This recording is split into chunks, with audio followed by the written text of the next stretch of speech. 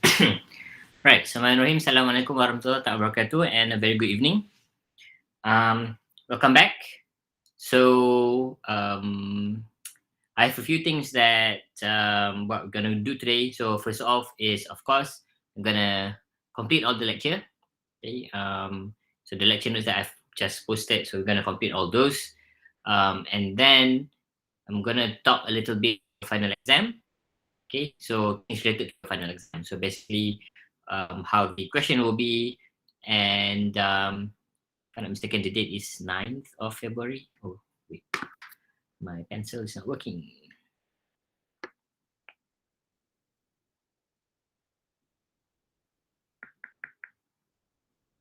Sorry, guys. Advertisement.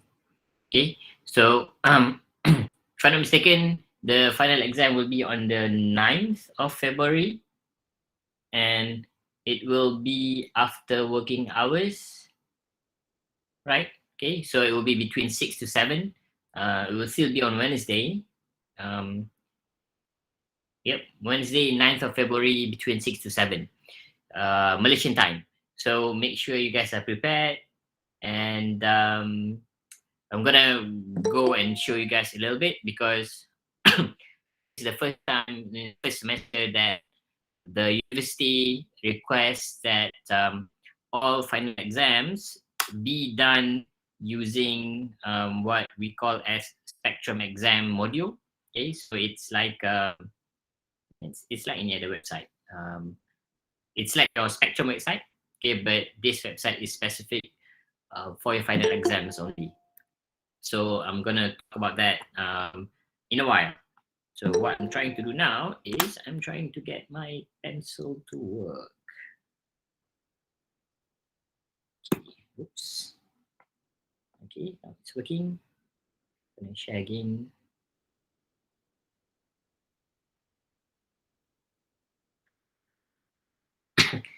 All right. Okay. So just an early info exam 9 of February 22 between 6 to 7 p.m. Just 1 hour. 6 to 7 p.m. Okay, so 1 hour, and it is just for my section, not Dr. Mugunda's section. So I believe Dr. Mugunda have given you guys alternative assessment. I'm not sure what you guys need to do, but oh wait, he have not given you guys the alternative assessment because I need to review the questions before we actually pass it to you guys. But the final exam will be just from my side, and therefore it will just only be 1 hour. Okay, and then as I mentioned, it will be under spectrum exam. Okay, .um.edu.my. You can actually try and access on the website.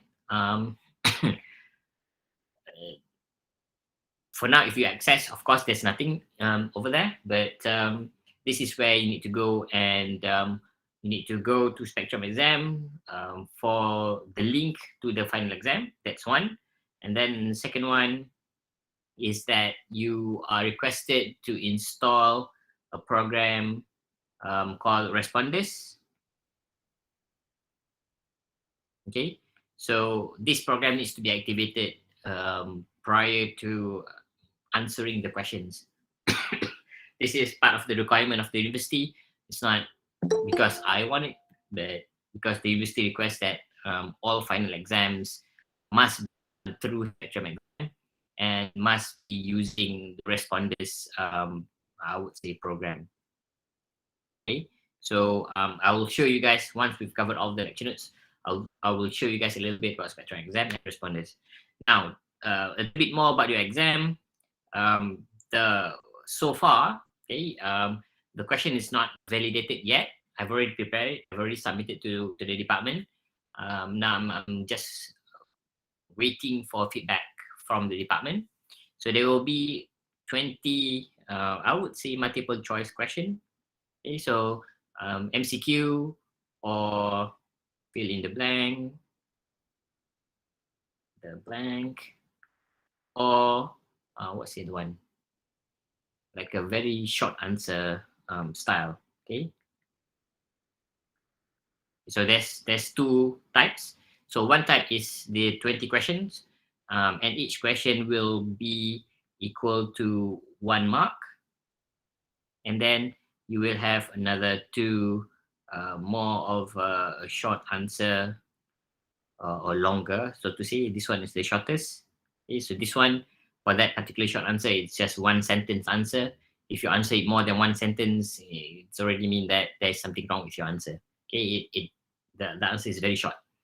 Um, but the other part, so this one is kind of like a part A and part B, even though they are in the same question. So this one will be question number 21 and 22. Okay, this one is question 1 until 20.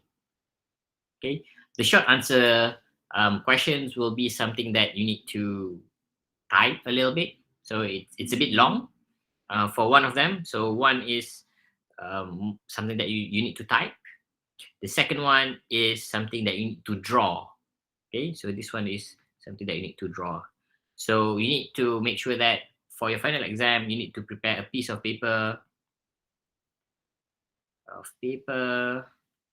and then pen or ruler, um, or pencil. Okay, so these three things or four things are enough. And then once you have completed answering the question, you need to just take a photo and then submit it through the Spectrum exam link that I will provide. So for now, it's not there, but I will provide a link specific for you guys to submit your answers. Okay, for one of the answer. For everything else, the answer will be submitted through the Spectrum exam. I do hope that there will not be any issues, any problems, especially in the connectivity and whatnot. If you do have any issues, even for now, because I do see some of you guys keep on jumping in and out from the meeting. So if you do have an issue, please by all means try and maybe find a place which, if you are at home, of course, it will be a bit more difficult. But say, for example, if you are working and since the exam is at 6 to 7, you probably can ask and if your office has a better internet connection, perhaps you can request from your employee that you want to stay to complete the final exam. Okay. Otherwise, an alternative is, of course, if you're in Malaysia and if you are in Selangor, you can always come to UM. If you do need to have a space, if you do need to have if you do have an issue with your internet connection, you can always talk to the university. You can talk to either if you talk to me, then I will talk to someone else, or otherwise you can always go and talk to our program coordinator, Dr. Lokahin. Okay, so perhaps the university can provide a way to help you guys for your exam. Okay. Other than that, for the exam, it's just this. I will show you guys in the next few hours. But yep, I think that's about it for the exam. Okay. All right. So let's move on. We will talk about the major component of HPLC, and this time around will be part 3. And what we're going to focus on today is focusing on detector. Okay, we've looked at all the 6 primary components in the past few weeks. So today we're going to look at detector. And next week we will go into just waste and recycle very quickly. This one is just talking about the auto collector. Okay.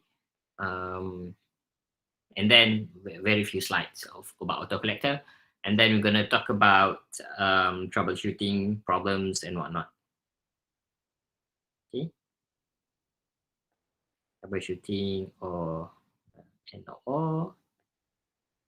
problems related to HPLC. Okay, so basically we're going to look at how can you identify if you have a problem, what are the indicators, and stuff like that. Okay, but for today, we're going to look at detector.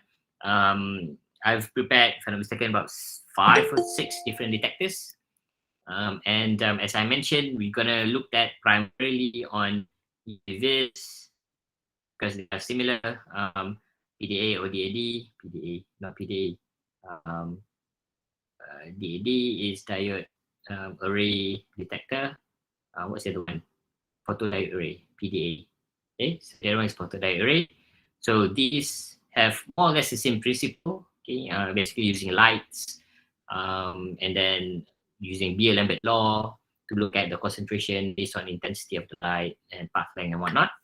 Okay, and second one that we're going to look at is about mass spectrometry. So by just looking at the names, because I'm sure you guys are all chemistry, you do know a little bit about mass spec and you do know about UVVIS. So UVVIS, if you recall, the principle is very, very easy, very straightforward, but mass spectrometry itself is a bit more complex. So I'm going to learn a little bit more detail about MS, and this is because I asked you guys last time and I received an answer saying that there are no other courses in this program, in your master program, that actually talks about detector. So I decided to talk a little bit more about mass spectrometry.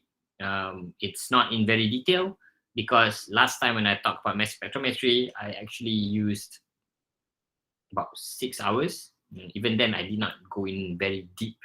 I still go a bit surface, but looking at all the aspects, all the components of HPLC. So we have HPLC, detector, and mass spectrometry, and then mass spectrometry itself is a very huge technology. There's a lot of technology that comes into play, what I'm doing today is kind of like going through mass spec quite quick. So we are not gonna look at analysis and whatnot. So spectrum itself is a bit general, so we are not gonna look at examples of spectrum, not today at least. I do have prepared some examples, but not in every detail. Okay, let's move on. Major component 7, the detector. Doctor, Yes, can we discuss the answer for tutorial question last week? Is it okay? sure. Let's see. Well, last time I discussed about the tutorial, right? So this time I forgot about it. Okay, let me change to that one.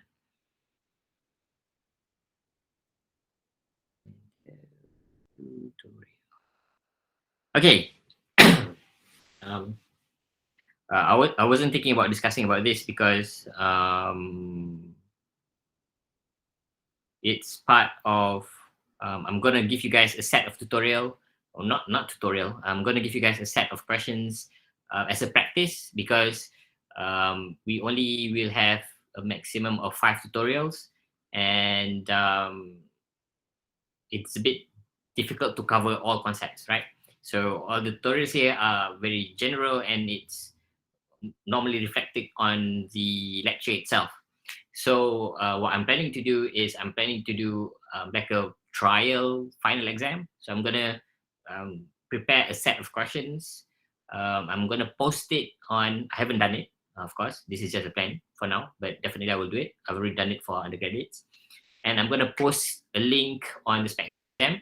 I will let you guys know, and then it's just a trial. There's no marks. Okay, so it's just like a practice to get accustomed to the type of question that can be asked, the style of question itself, either MCQ, fill in the blanks, short answer, and of course, because the tutorial, so to say, will be posted using Spectrum Exam, I will also put in the responders module so that if you are actually doing the practice quiz, you can feel a little bit on how the final exam will be like.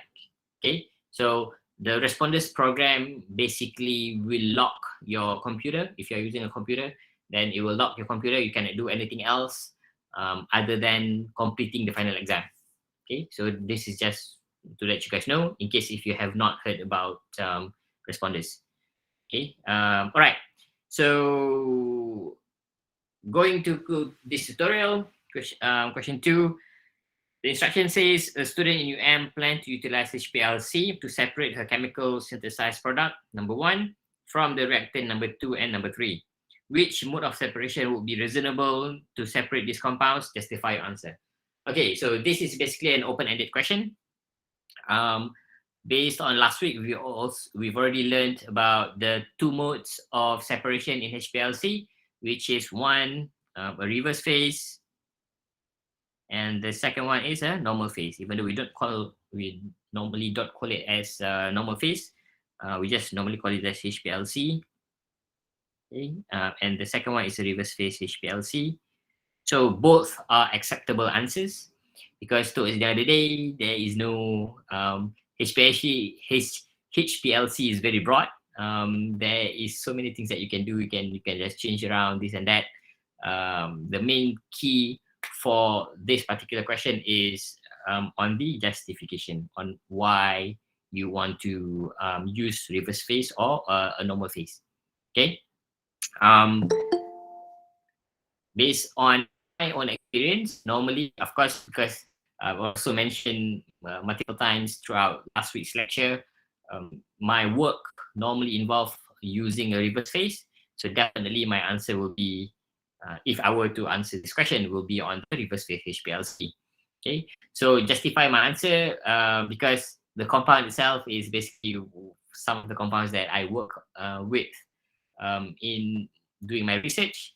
Okay, so I work a lot with compounds containing alcohol groups, carboxylic acid groups, and amide group, like this. So over here, basically the key point that you need to do to answer is by looking at the structure.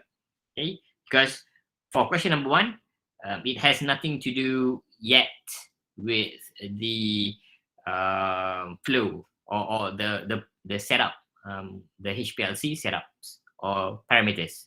Okay, so it's just asking about the product 1, 2, and 3.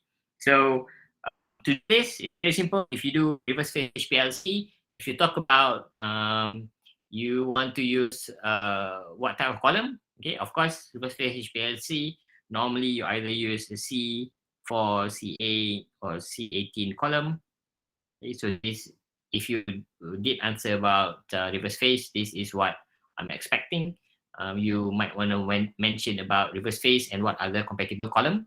Okay, and perhaps also compatible solvents. But the solvent system can simply be that one. Okay, so these are the key for a reverse phase. So if you just say reverse phase, but then you want to use hexane and ethyl acetate, or it doesn't match. Okay, so if you do mention that you want to use reverse phase, you need to reflect that a little bit on what are the types of reverse phase that you want to do. Okay, and these are part of the justification. So say, for example, in my case, because these are small molecules, so I will use a reverse phase on a C18 column. The column itself doesn't really matter. It can be a prep column, it can be an analytical column, you know, doesn't matter. Okay, so the gradient itself also doesn't really matter. You can use isocratic or you can use gradient, because towards the end of the day, I cannot say it's right or wrong unless if I actually run it according to the gradient that you guys actually wrote. So again, it doesn't matter.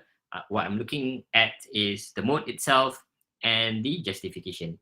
So the mode is reverse phase using C18. My justification is 1, because it's a small molecule and it's polar molecule.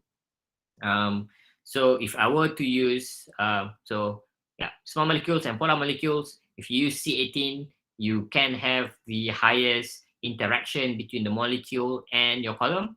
So you can get the separation. As simple as that. Okay, so that's the very short answer. For a normal phase, if you were to use a normal phase, it's a bit more difficult. Perhaps you can still do it, but instead of using a gradient system, you might want to say that you will use an isocratic gradient or isocratic gradient, so to say. Okay, because all of them are rather polar. So if you do use a normal phase, it's a bit difficult for you to get a good separation. You can get a good separation, doesn't mean that you can't, but I would say reverse phase is the better option in a lot of things. But yeah, so it doesn't really matter if you actually do, because again, this is not an exam; it's an open-ended exam. So if you talk about you want to use normal phase plus a specific column, because you do see there's a lot of two compounds have nitrogen. One is a full amine, another one is an amide.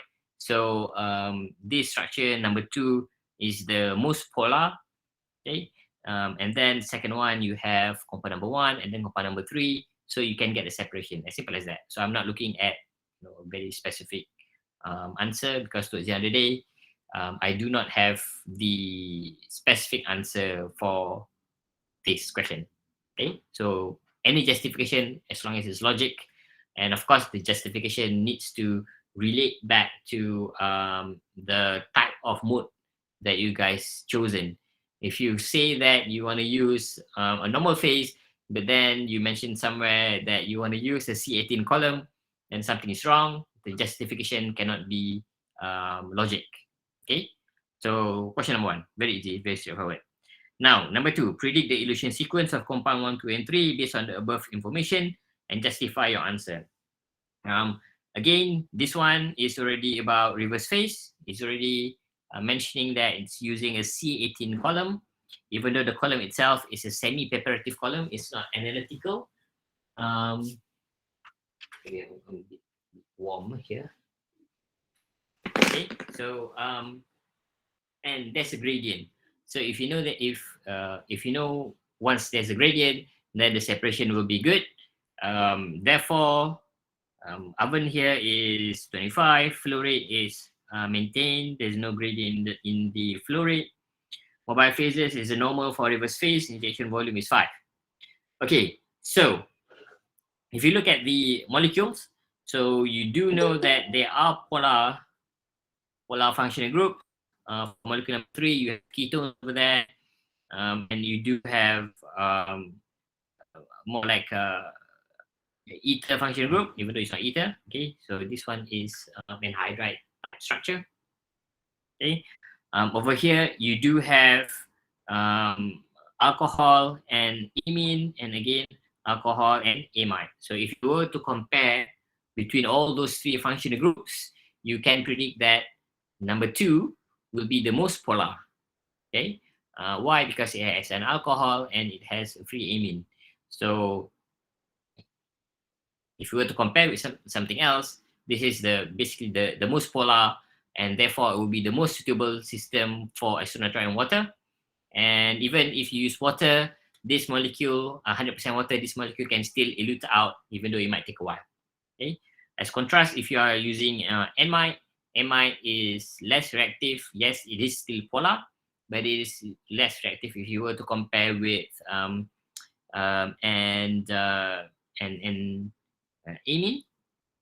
So polarity wise, that would be the most polar, second would be that one, and third would be that one. So you would expect that the most polar will come out earliest. So the sequence will be 2, 1, and 3. Okay, so justification is based on polarity. Well, of course, you might have a different answer. As long as it's logical, then it's still okay. It is still acceptable. Okay. All right. Any other question? Any question before we move to the lecture?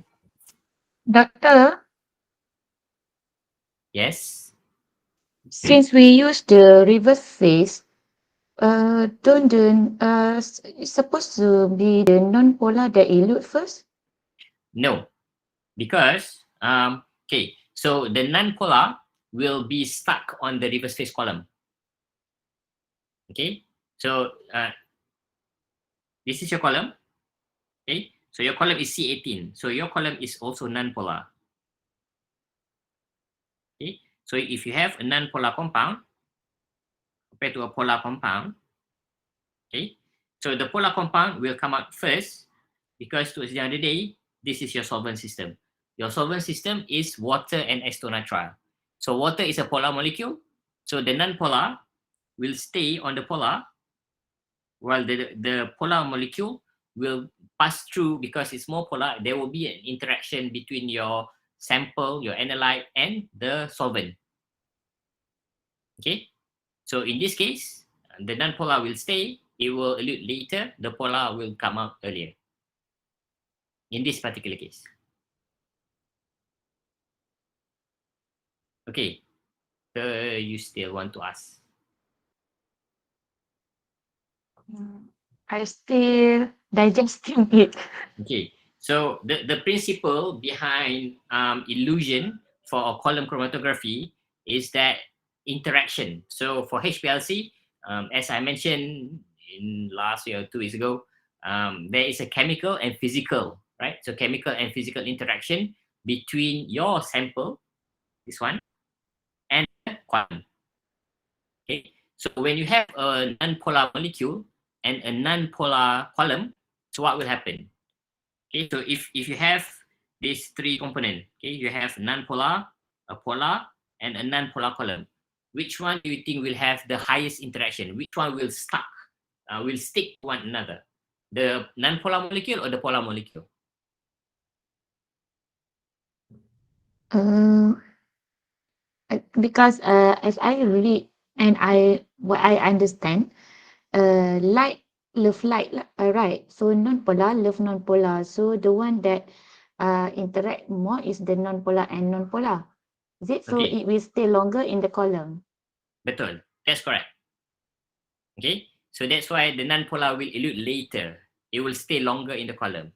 So the polar molecule will come out earlier. Okay, so that's why Okay. the polar molecule, number two, sorry, will come out as number one because it's the most polar. It will come out earlier, and then number one, which has slightly less polar, and then number three, which is the least polar. Of course, in reality, probably number three will come out first, because it's a smaller molecule. But again, I don't have any concrete evidence, no experimental data. So just looking at the structure itself, I predicted that number two will come out first, and then number one and number three. Yeah, of course, I need to do an experimental data to actually verify this. Just because this question is just a made up question. It's a spontaneous question. So what's more important is Doctor, just yes. can I clarify back? So based on the polarity, compound 1, 2, and 3, the most polar is compound 2. Yep.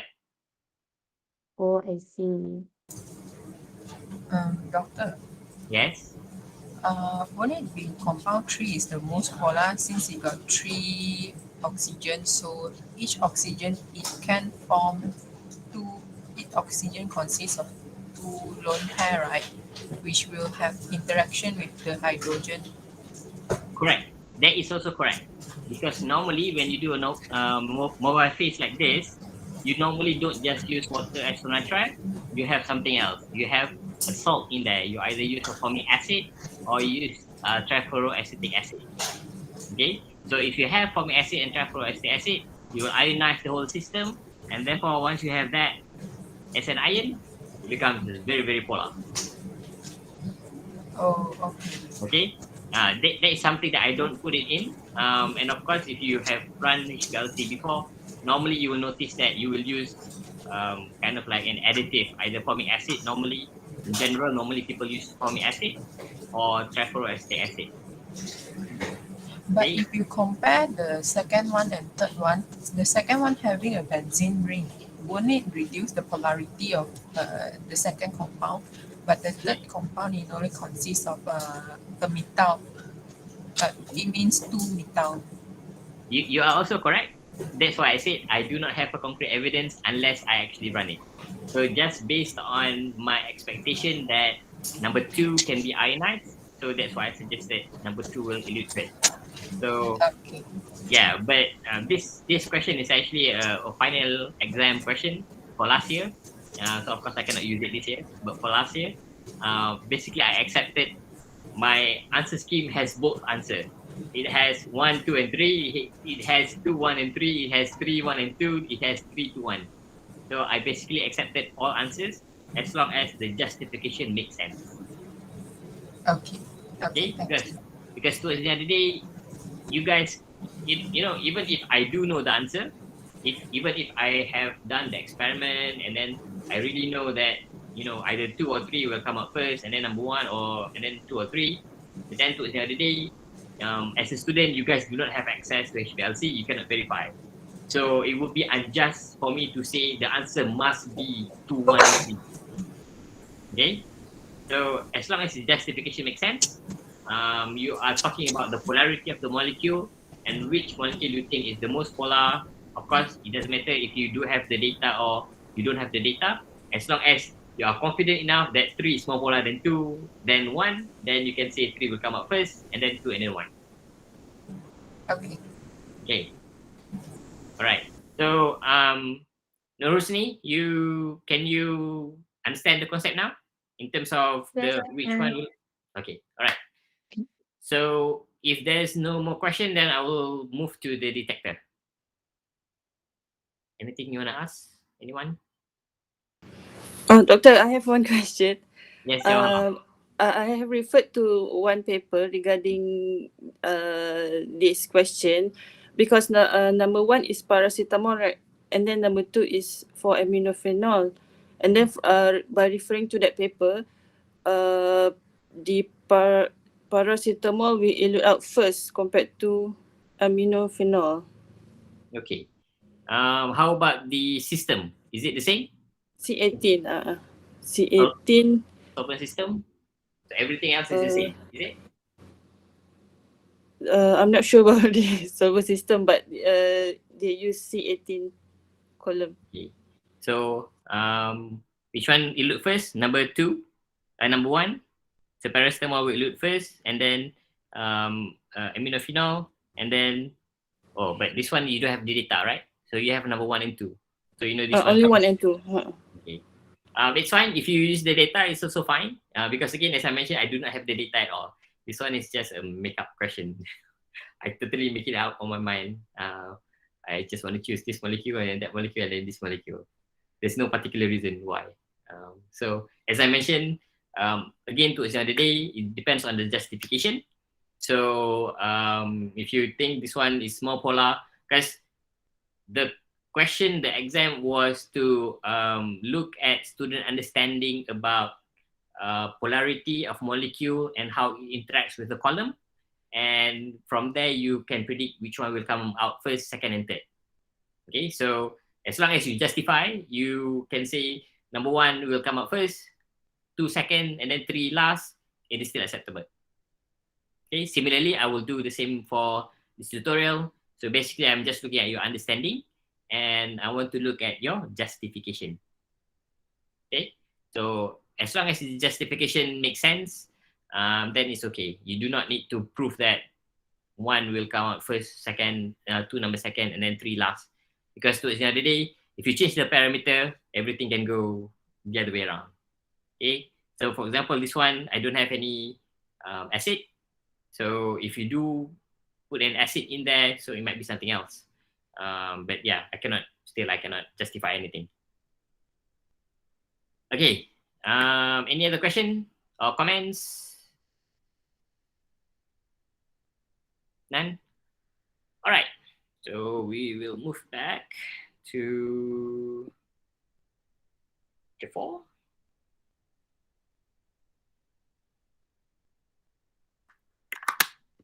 Okay. So HPLC measures the concentration or mass of eluting analyte by monitoring their inherent properties such as UV absorbance. Okay, so inherent properties, it can either be from the structure itself. So if you have an unsaturated bond, then of course UV will be very good. Even visible light might be depending on the structure, of course, and also depending on the mass. So these are the 2 most common things that people use, either UVVIS, of course, the variation, PDA, DAD, and whatnot, and of course, mass spectrometry. And UV detector can be universal to all analytes or specific to a specific class of analytes. We might be able to look at some of the examples, but the earlier ones that I'm going to cover is generally relatively universal to almost all analytes. Okay. Early HPLC detectors are spectrometer equipped with a small flow cell. However, most modern units are compact and designed solely on HPLC. So I do have a few pictures about the flow cell itself. So when we reach there, I will just talk about it in a little bit. Okay. So today we're going to look at the detector. So what is an ideal type of a detector? Because it needs to have a high sensitivity to your sample, meaning that by introducing a very low quantity of sample, you want as best as possible that your detector will be able to detect it. Okay, so good stability and reproducibility. Stability in terms of you can run it multiple times, you can run it in a very, very long time without any issues. And of course, it goes back to reproducibility. If you are analyzing sample A today, we want the same system to show the same results next week, next month, and perhaps until next year. Okay, so this is very important, especially if you are doing any analysis. So if you are from an analysis lab, you are doing a lot of analysis, so you want to have, or either you or your client wants to have a high reproducibility as possible. Okay, so they are, if you are to compare between all HPLC detectors, so there are some detectors that have more issues. It might have a very high sensitivity, but the high sensitivity towards the end becomes the like a drawback for the system, because you might need to do a lot of calibration. The calibration might be taking so long because normally before you want to run your system, you want to see that the baseline is already flat. You don't want your baseline to go up and down, because otherwise, anything can happen. You cannot predict whether your results is actually good or it's bad, or whether you can actually reproduce it in the future. Okay, so there are some trade-off. High sensitivity is good, but if it comes with stability and reproducibility, then it's the best. Okay, and your detector also, well, not also, it's best to have a detector that has a linear response over severe magnitude of concentration. Okay, so the bigger the range that your system can cover, respective to the resolution that it has, it's the best. Okay, so if, say for example, your system can detect in a ppb level, so 1 ppb for example, and then at the higher end it can detect, say 1 millimolar, so that's the best, or 1000 ppm, so that's the best. Okay, so normally the linear response is there in all detectors, even though the concept might be different. Okay? For UVVIS, as you have learned during your undergraduates, you have an absorbance, and this is the peak that the shape of the graph that you want to see. So you want to see a good correlation between your absorbance and your concentration. But if you go above the concentration, what you will see is you will see the absorbance starts to go plateau. Okay, so you want the linear response. So as long as you do have a good linear response within your concentration of samples, then it's still okay, even though you might not have, it might be a cheap detector, but as long as it falls within the detection of limit of quantification, limit of detection, then it's already acceptable. Small internal volume minimizing zone broadening. Of course, we looked at zone broadening next week when we are looking into troubleshooting and problems on HPLC. Okay, I think, have you guys gone through peak broadening on GC? Anyone can answer me? Yes. Yes. Okay. So so definitely you have a small internal volume, you have less zone broadening because of the mixture, because of the volume in the detector itself. So if you have a big volume, then you might have more what they call it, like a backflow of your analyte. Thus, you might get a broad signal. Okay? Short response time, independent of flow rate. Of course, this one relates back to volume, insensitive to change in temperature and pressure. This would be best, especially if your system has an oven. Okay? Because I do know, say for example, if you are using reflective, if you do have a reflective index detector, RID, so it is a very, very sensitive equipment. However, it is also sensitive to change in temperature. So that's a trade always. But this is an ideal. Ideal, you always have, you always want to have the best. And of course, high reliability and ease of use. You don't want it to, you run it once, and then before you run your next sample, you need to clean it, you need to open it, you need to shut it down. You don't want that. You want to have a good reliability and ease of use. You just connect it, and then everything else is connected to the software. Set everything in the software, and then it will translate back to your system. And last but not least, an ideal detector is best to have similar response to analyte or selective response to analyte classes. Okay.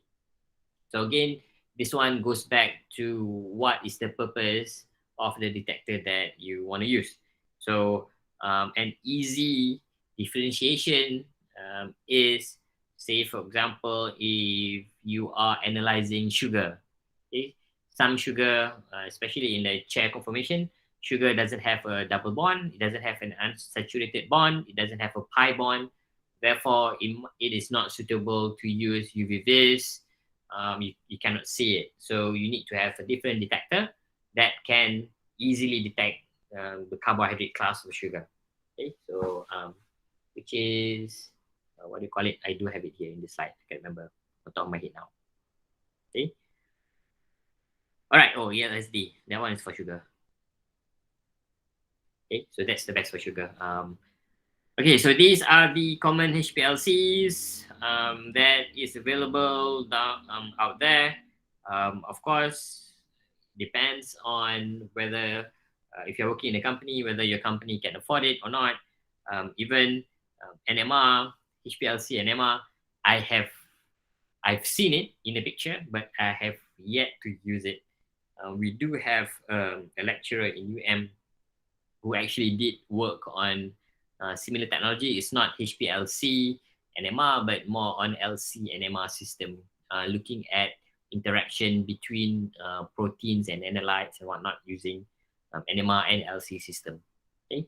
So what we're gonna look at today is UVVIS, PDA, fluorescence. I grouped it as one because they are all using light as a source.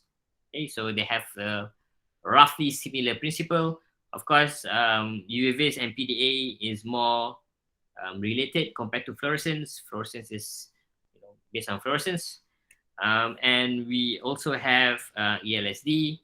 So I put it there because it's a good technique, or it's a good instrument and relatively reliable. Not that much change in terms of if you do change between samples. Okay, and finally we're going to look at mass spectrometry. So for the rest of this, if you have used it before, like connectivity, you might have used it before. It's good, but perhaps I will not be covering about that. Okay, and don't worry about the final exam, because the final exam talks about well, pretty much whatever we've covered in the lectures will be the bare minimum for your final exam. What's more important is for you to understand the principle behind it, how it functions, and function in general and how it reacts, or what are the principles behind the detection to the sample itself. Okay. All right, so let's look at the first one, UVVIS absorbance detector. Okay, so this is one of the example of UVVIS from a company called Water, and this image is actually I took this image yesterday, and I just put it there. I do have a few more photos. So we do have this in UM, even though we hardly use it anymore, because we do have a better one. So this one is just a dual absorbance detector, dual wavelength absorbance detector. What we also have is we have a PDA photodiode array, which is more versatile, and we will see it in soon. Okay. So UVVIS detector detects, monitor the absorption of UV or visible light in the HPLC eluent. So this is the keyword. Okay, so UV or visible light, it is UVVIS. They are most common detectors since most analyte of interest. Pharmaceuticals have UVVIS, UV absorbance. Okay, so why is because region between UV and pharmaceuticals, the common thing about those two are the unsaturated double bond. So as long as you have an unsaturated double bond, it's easy for you to just use UVVIS detector. Another reason, especially if you are setting up a company, okay. So one reason is because of the presence of double bond in, I would say, 100% of active bioactive molecule has a double bond. Okay.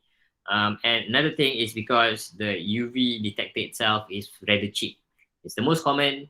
The technology itself is quite straightforward, so to say.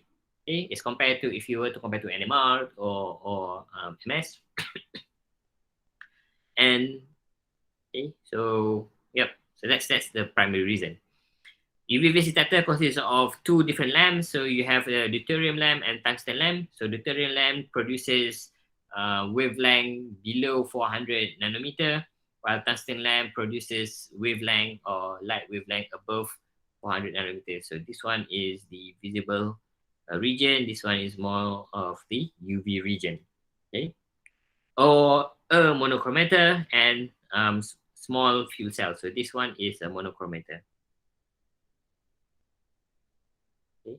I'm not sure if I actually put a slide on monochromator. Monochromator consists of a movable grating or prism that allows selective of specific wavelength to pass through the exit slit. A dual beam optical design, the light source is split into sample and reference beam, and the intensity of each beam is monitored by a separate photodiode. Okay, so to give you guys an example, this is the monochromator. So what it does is, if you have used UVVIS before, when have anyone not used UVVIS before? Please press the raise hand button. No? Okay. So if you have used one, oh, okay, you haven't. For those who have not, UVVIS normally is a bit noisy. So especially when you do a setup for the UVVIS, the simplest one that is still a UVVIS but not related to HPLC is that when you do an experiment measuring the concentration of sample in the cuvette, okay, normally before you do your run, you need to do your setup, right?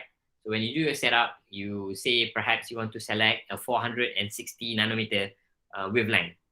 So once you set it up, normally what you can hear nowadays, it's a bit difficult to hear it because the system itself or the equipment itself is very high tech, so there's less noise. But if you have used the old ones, it is very, very noisy, where you can hear a lot of clicking sound, like that. Okay, so what the machine is actually doing is it is actually adjusting this monochromator. So the light source, the slit, and the photodiode are normally stationary. It is set in stone in the setup. So say for example, if that is your so the top view of the system, you might have a light source from here. How do I show a light source? Okay, so that is the light source. It's a light passing through in a straight line because the slit like that. Okay. So instead of going everywhere, it will just pass through in one straight line. And then what you have is you have a monochromator like this over here, which is connected to a motor and a gear, something like that. So the old one has a lot of gears, and then this gear change the angle of the monochromator, either this way or that way, depending on the wavelength. So of course, a lot of research have been going through this system, by which if you change it to this angle, then you get this type of wavelength, or if you change it to that angle, it will get a different type of wavelength. Okay, so this thing, when it moves, gives out this clicking sound for the old system. In similar principle, if you have used, for example, circular dichroism, so anything that relates to that plays around with a specific wavelength, monochromator is one of the, I would say, earliest technology that people design, and there's a lot of noise when you set it up. Okay, and the monochromator itself is not flat. It's the surface is like that. So there's like how do I say this? Like a gigi, a sharp bend here and there, so that when you have this black color, for example, is the light source. Okay, so if it goes and reflected on the surface of the monochromator, then you'll get one specific wavelength, here and there. So the reflection itself is like a prism, where you have one light and then it gets deflected into multiple wavelengths. Okay? Similarly, the monochromator works like that, but it is not a prism. All right, so only the selected beam with specific wavelength passes through the sample flow cell.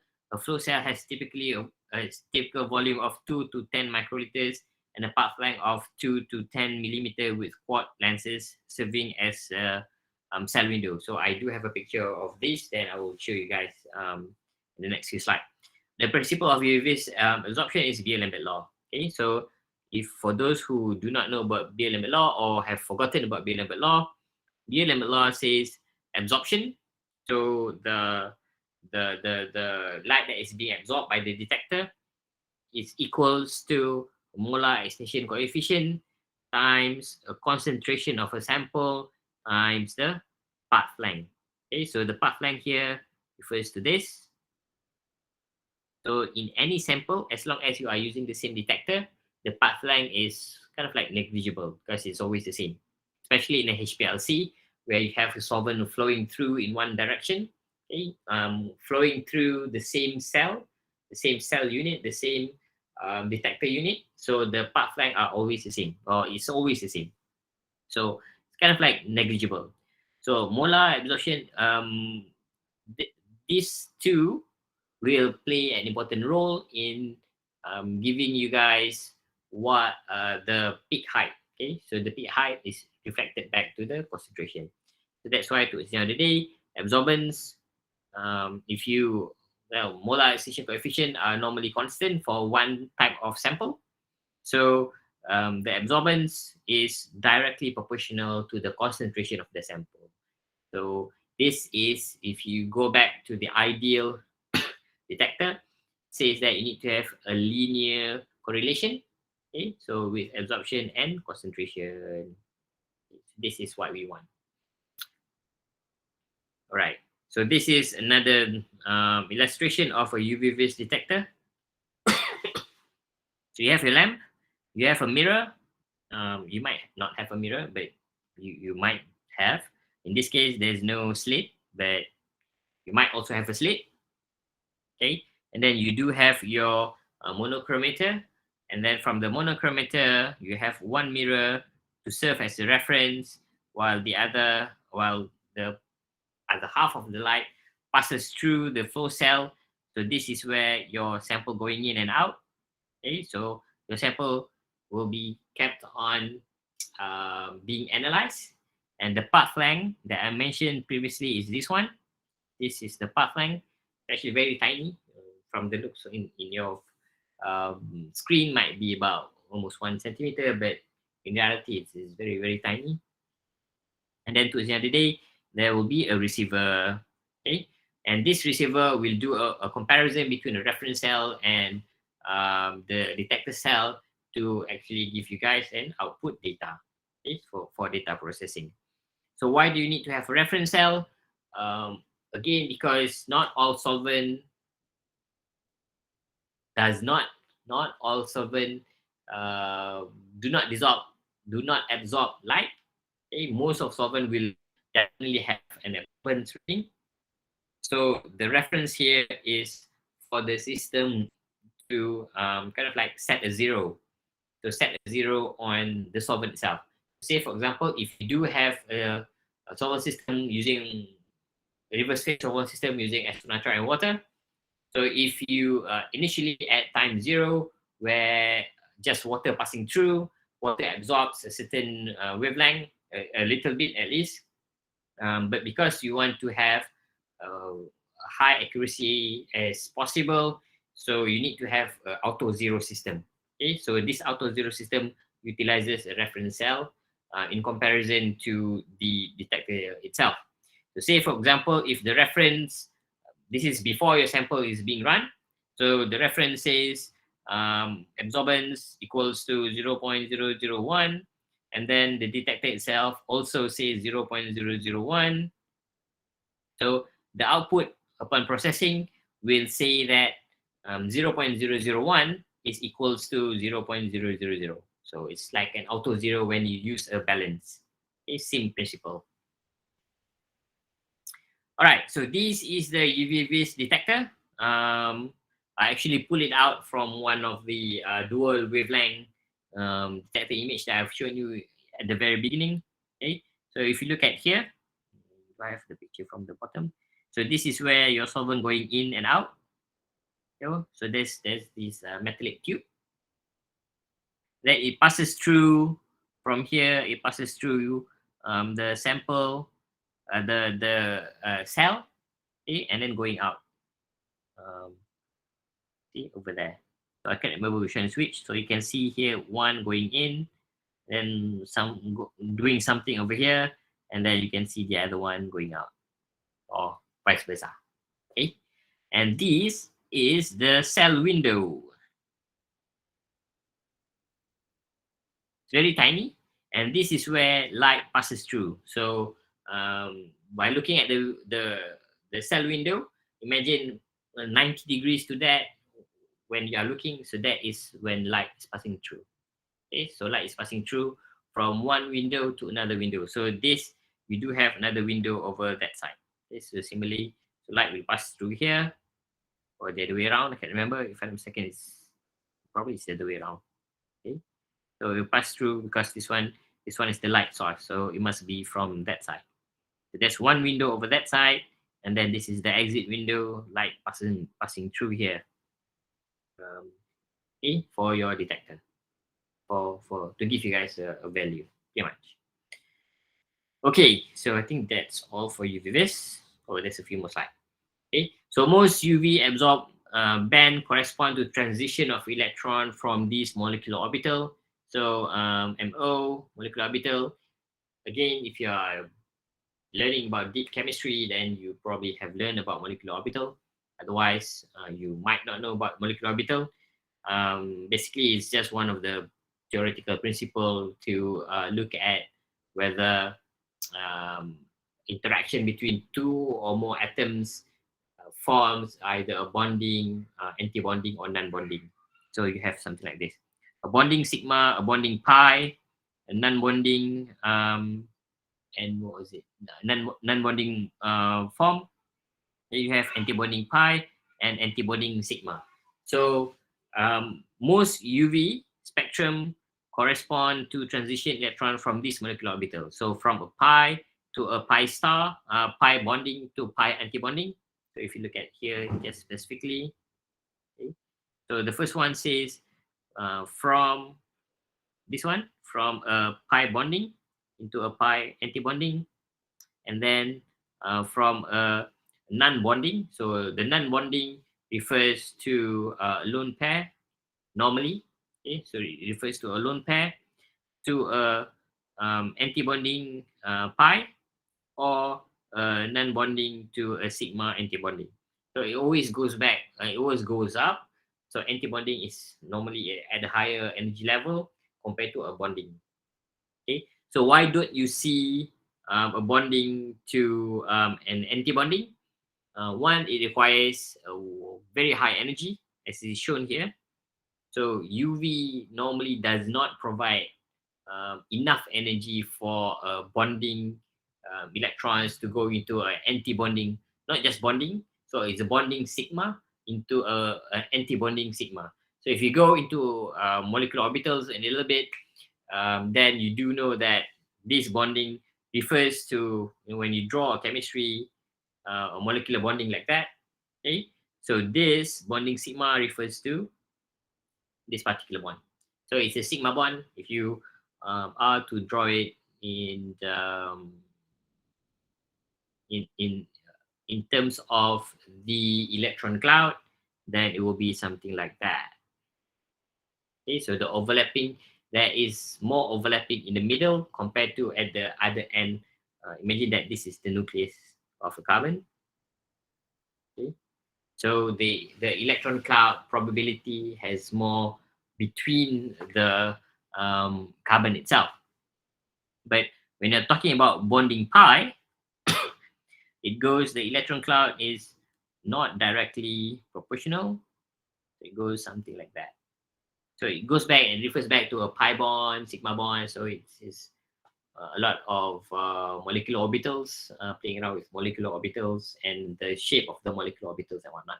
There is an app that can show you about molecular orbital, but I don't have it anymore.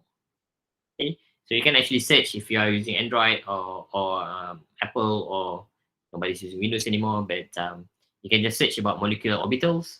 Then there should be an app that shows you different types of molecular orbital, and from here you can actually see the pi molecular orbital is basically the ones when you draw a double bond, an unsaturated double bond.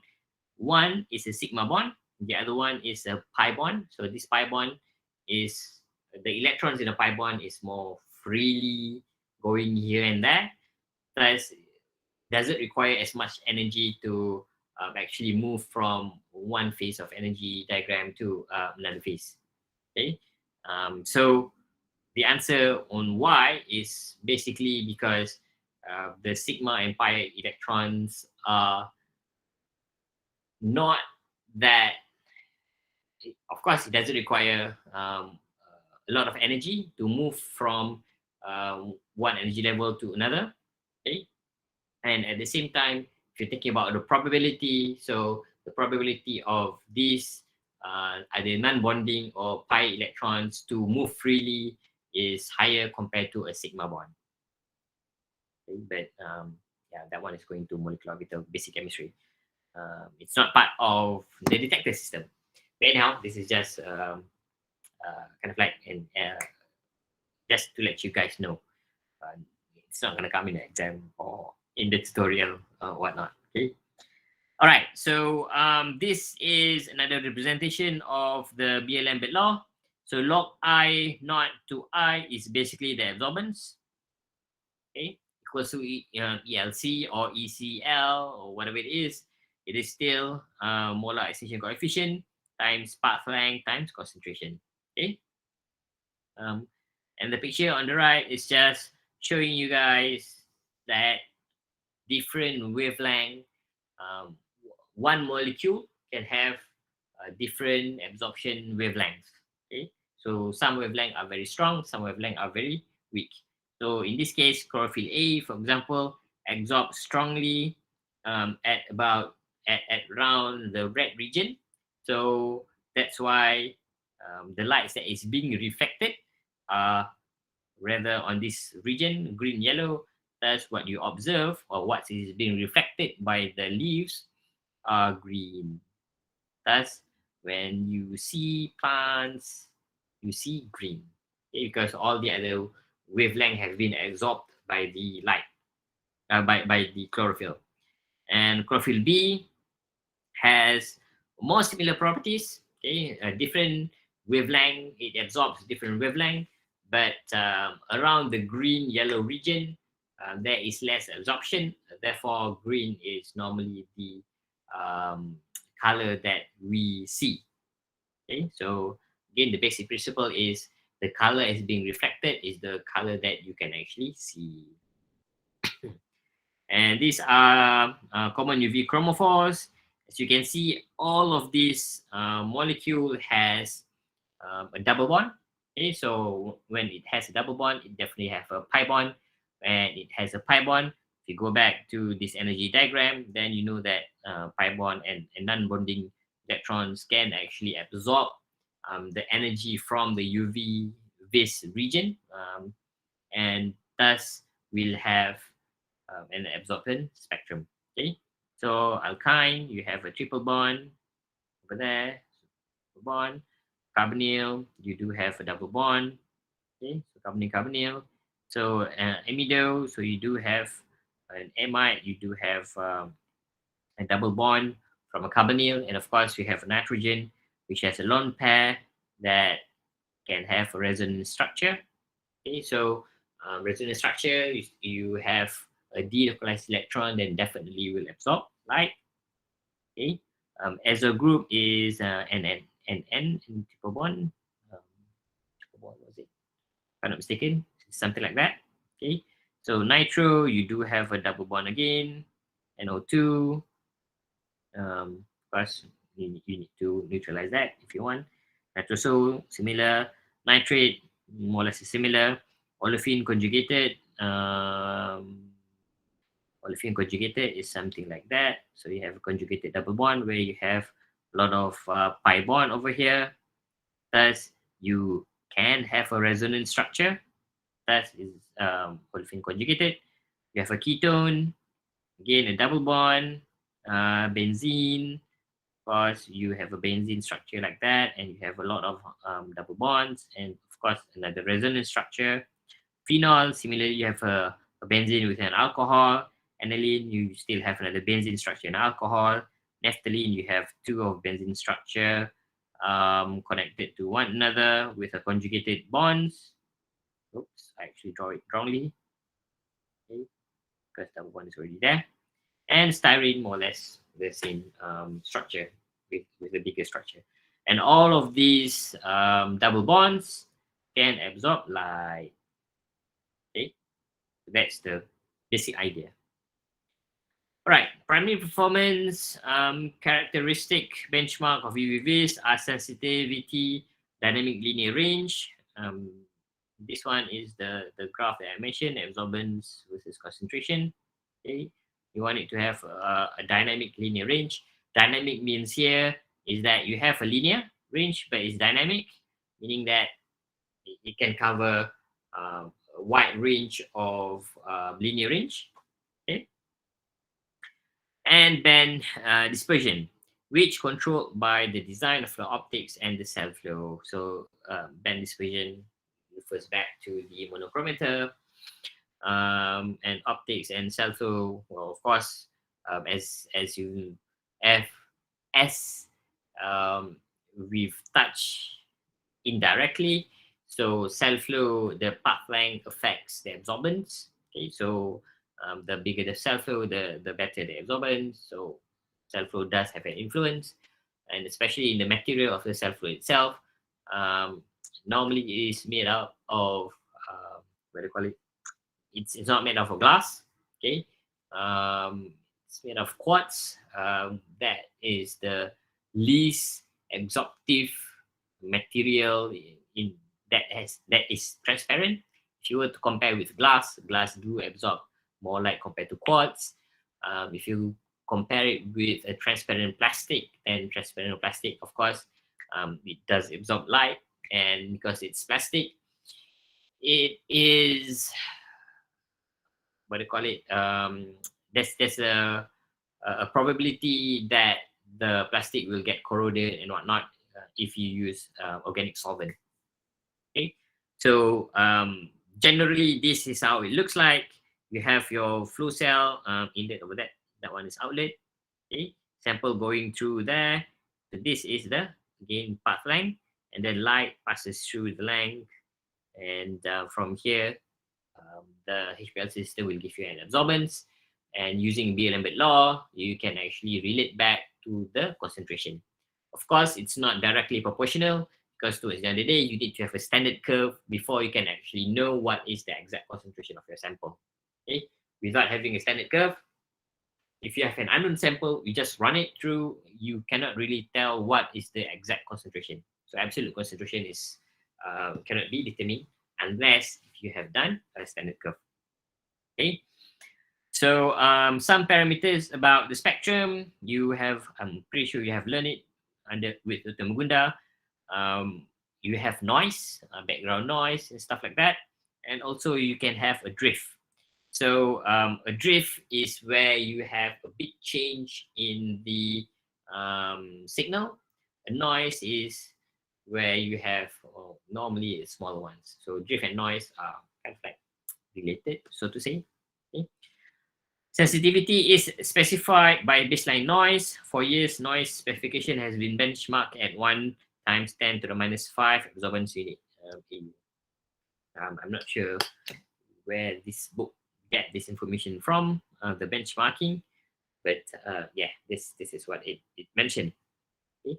Wavelength range between 190 to 600 nanometer is typical. True sensitivity is substantially lower at a higher 400 nanometer due to the lack of energy of the deuterium source in the visible region. Okay, so again, to the end of the day, it goes back to the energy, because the energy that is being passing through the sample and exits on the sample is what's important in terms of having a high sensitivity.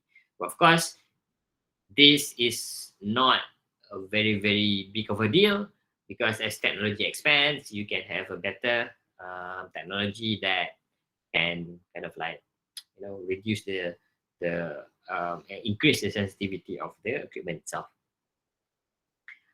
All right, so this is the graph that I mentioned. Okay, so the linearity of the absorbance. Okay, of the absorbance over here it means unit of response. So a good example for UVVIS is the absorbance, okay, versus concentration. Okay, many detectors allow a secondary tungsten source to increase sensitivity in the visible region. When a single wavelength is selected, a typical central bandwidth of 5 to 8 nanometers actually pass through a flow cell, increasing spectral bandwidth by widening the exit slits, improve detection sensitivity, but reduces linearity or linear dynamic range. So linear dynamic range is when you have close to a linear as possible. And therefore, limit of detection is where you have the direct correlation between absorbance and the concentration. Okay. Okay, the high end of linear dynamic range is up to 3 Armstrong or 3000 milli, no, sorry, not Armstrong, 3 absorbance unit or 3000 milli absorbance unit. The typical lifetime of deuterium lamp is between 1000 to 2000 hours. Most detectors have features such as self-alignment source, flow cells, sensor leak, built-in holmium oxide filters for easy wavelength accuracy verification. Okay, so these are the newer ones, but there are still detectors, at least in UM, that detects can go up to about 10 absorbance unit, and there are some that are even lower, the old ones, which is roughly about close to 2 or 1.5. Okay, so that is all about UVVIS. We'll just quickly go through what this. We have time, so we'll go through photodiode array, PDA or DAD, and then we'll just skip to mass spectrometry. Okay, so this is a DAD. So for Shimadzu instrument, normally you can see that there is a name telling you whether it's a DAD or a dual wavelength or just a single monochromator detector. Okay, so photodiode array, PDA, also known as diode array detector or DAD, provides UV spectra of eluting peaks while functioning as a multi-wavelength UV-vis absorbance detector. Okay, so it's more or less the same as that one, but as you will see in the next few slides, the technology differs slightly. Facilitates peak identification and is the preferred detector for method development. The entire spectrum of deuterium tungsten lamp passes through a flow cell into a diode array element that measures the intensity of light at each wavelength. So this is the key difference between a UV-vis and a DAD or PDA system. Okay, so it measures at pretty much all of the wavelength simultaneously. Well, it depends. Might not detect every single one. There is a trade-off between the sensitivity of the system, the price itself, and yeah. But sometimes you don't need to have all wavelength detected simultaneously, unless if your work really requires you to look into various different wavelength for further identification. Okay, so most PDA capable to record the spectral of resolution about to about 1 nanometer. Spectral evaluation software allow the display of both chromatographic and spectral data in sample. So an example, okay, so this is the basic principle on how DAD or PDA works. Again, you still have your tungsten or deuterium light source passing through a lid so that you can get like a one single wavelength flowing through your flow cell. So previously you are what do you call it? What's the keyword? You reflect the light first, okay, and then one of the selected wavelength passes through your sample. Now it's the other way around. The light passes through the sample first because you want if the sample can absorb at multiple wavelengths. So once it passes through, the light that is being the light that exits your sample have already absorbed all the specific wavelength that it can. Okay, and then you still have similar to monochromatic, but in this case it's not, because monochromatic diverge or reflects light at its particular wavelength, but you only have one detector. So over here, normally your grating and your diode array does not move because towards the end of the day, all the lights passing through the sample, all the lights will be reflected, and then all the lights will be detected. Okay, so it doesn't need a lot of movement. So this feature are integrated into a chromatographic data system and also include automated spectral annotation of lambda max, peak matching, library search, and peak purity evaluation. So when you can analyze all the data that you get. So say, for example, if I have an amino acid of phenylalanine like this, H2, and then you have, okay, so you have a phenylalanine. So you can see that you do have a benzene-like structure. So as we've seen previously, benzene-like structure absorbs a lot of lights. below the UV region. So say for example, if initially I set the wavelength to only 214 nanometers, so where the region that absorbs light is this one and that one, you get like a very high peak. Okay, so of course it's ugly drawing, should be a sharp peak. Okay, so if I do see this spectra as one of my results, how do I verify that the peak itself is corresponding to this particular amino acid? So what I can do, because the system keeps on recording every single spectra, every single wavelength, so I can ask the system, please display 280 nanometer. So this is one of the wavelength that is normally used, especially in peptide research, to look at conjugated aromatic double bonds. Okay, so in this case, this 280 nanometer will mostly contributed, the values is mostly contributed with the presence of a benzene ring like this. Okay, so I can see a small peak at 280 nanometer. So if I do run the sample, okay, and then I've selected 280 and 214, and as long as the peak are actually having the same retention time, then I can be very confident that the sample that it's eluted or that was detected is this particular amino acid.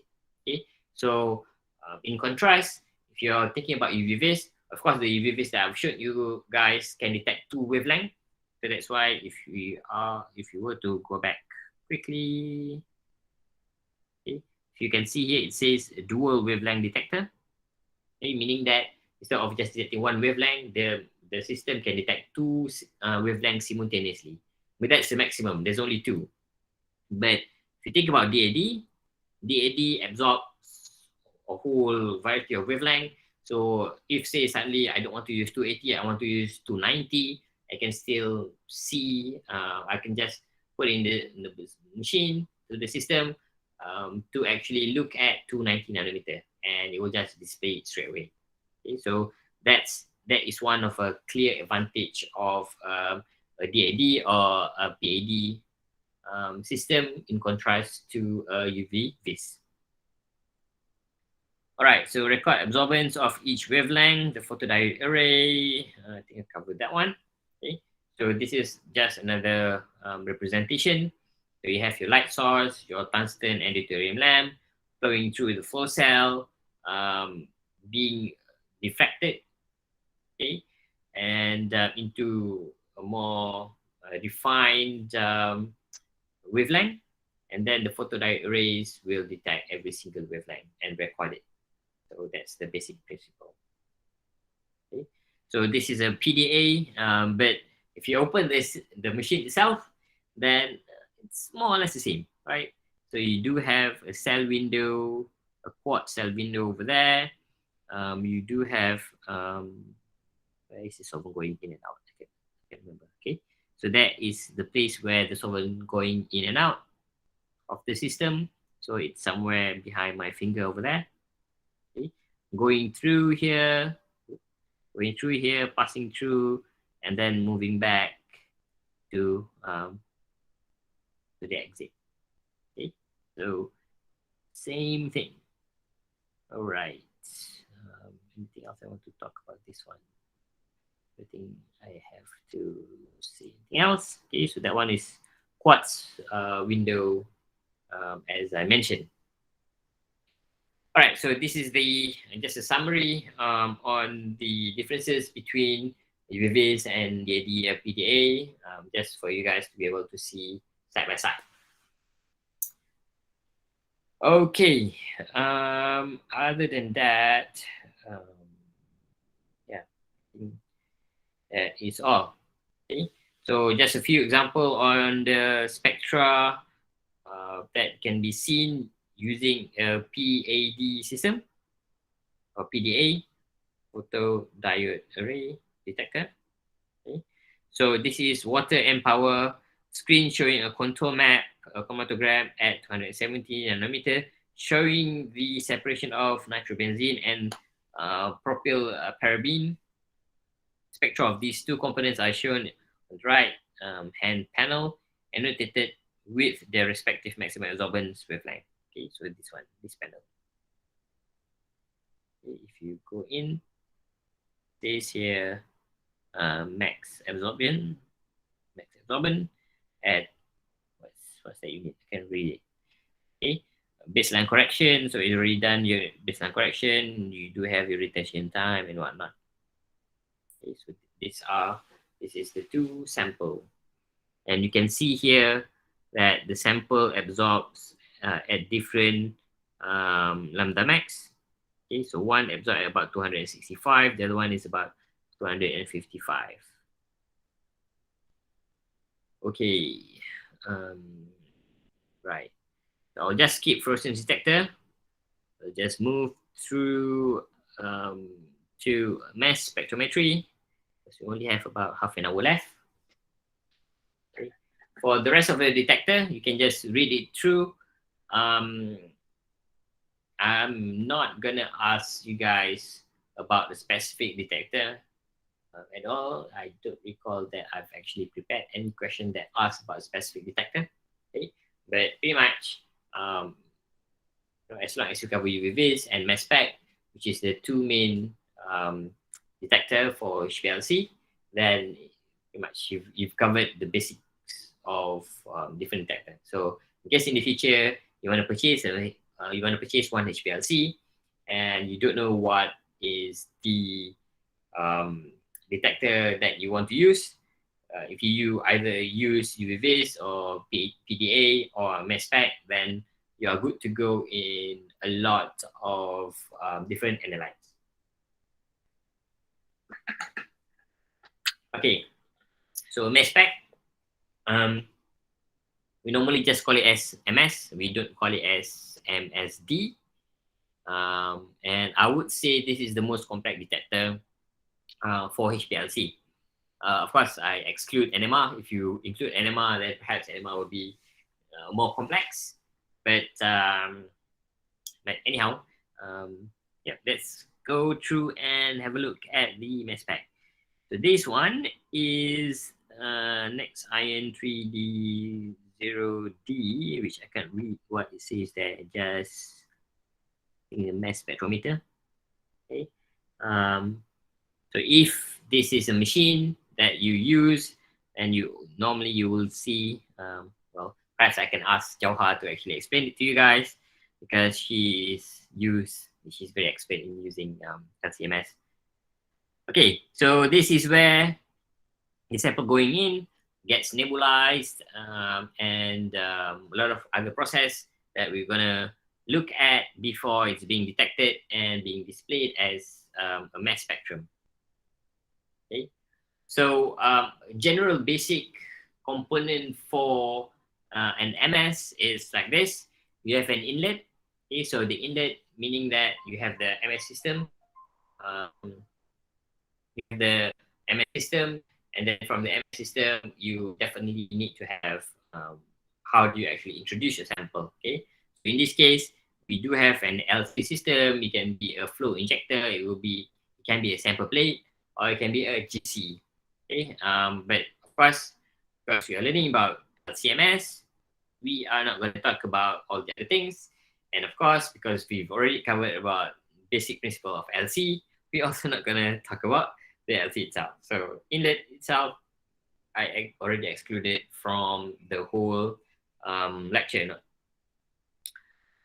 Then an MS system, mass spectrometry system, to detect the ion itself or to detect your analyte, it's not as simple as it's not as simple as UVVIS. Okay, so UVVIS, everything else is in a closed system, and then when you after your sample have exited the detector, you can actually collect it. You can actually recycle it. So mass spectrometry is more of a destructive system. Okay, I think nowadays you heard about this this word a lot. Destructive and non-destructive system. So non-destructive system is an example is UVVIS and the photodiode array. Okay, so mass spec is a destructive system. What it means is that once you have injected your sample into mass spec, it's almost impossible for you to recover it back. Okay, but one way for you to recover it is by having a splitter in the system. So meaning that when you have your LC system going in, so instead of everything going into the ion source being ionized, you can have a splitter system over here where you can attach it to a collector, or you can simply just collect it manually. Either is fine. So how do people actually use this type of splitter and this type of system?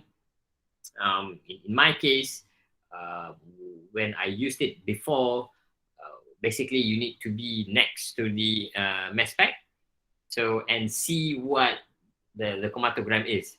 So normally when you do research, you do have an expectation on either when your compound will come out and what the spectra will look like. So normally you do have a rough idea. Okay, so when I used it last time, is when we have a detector system. We'll just wait next to the to the MS.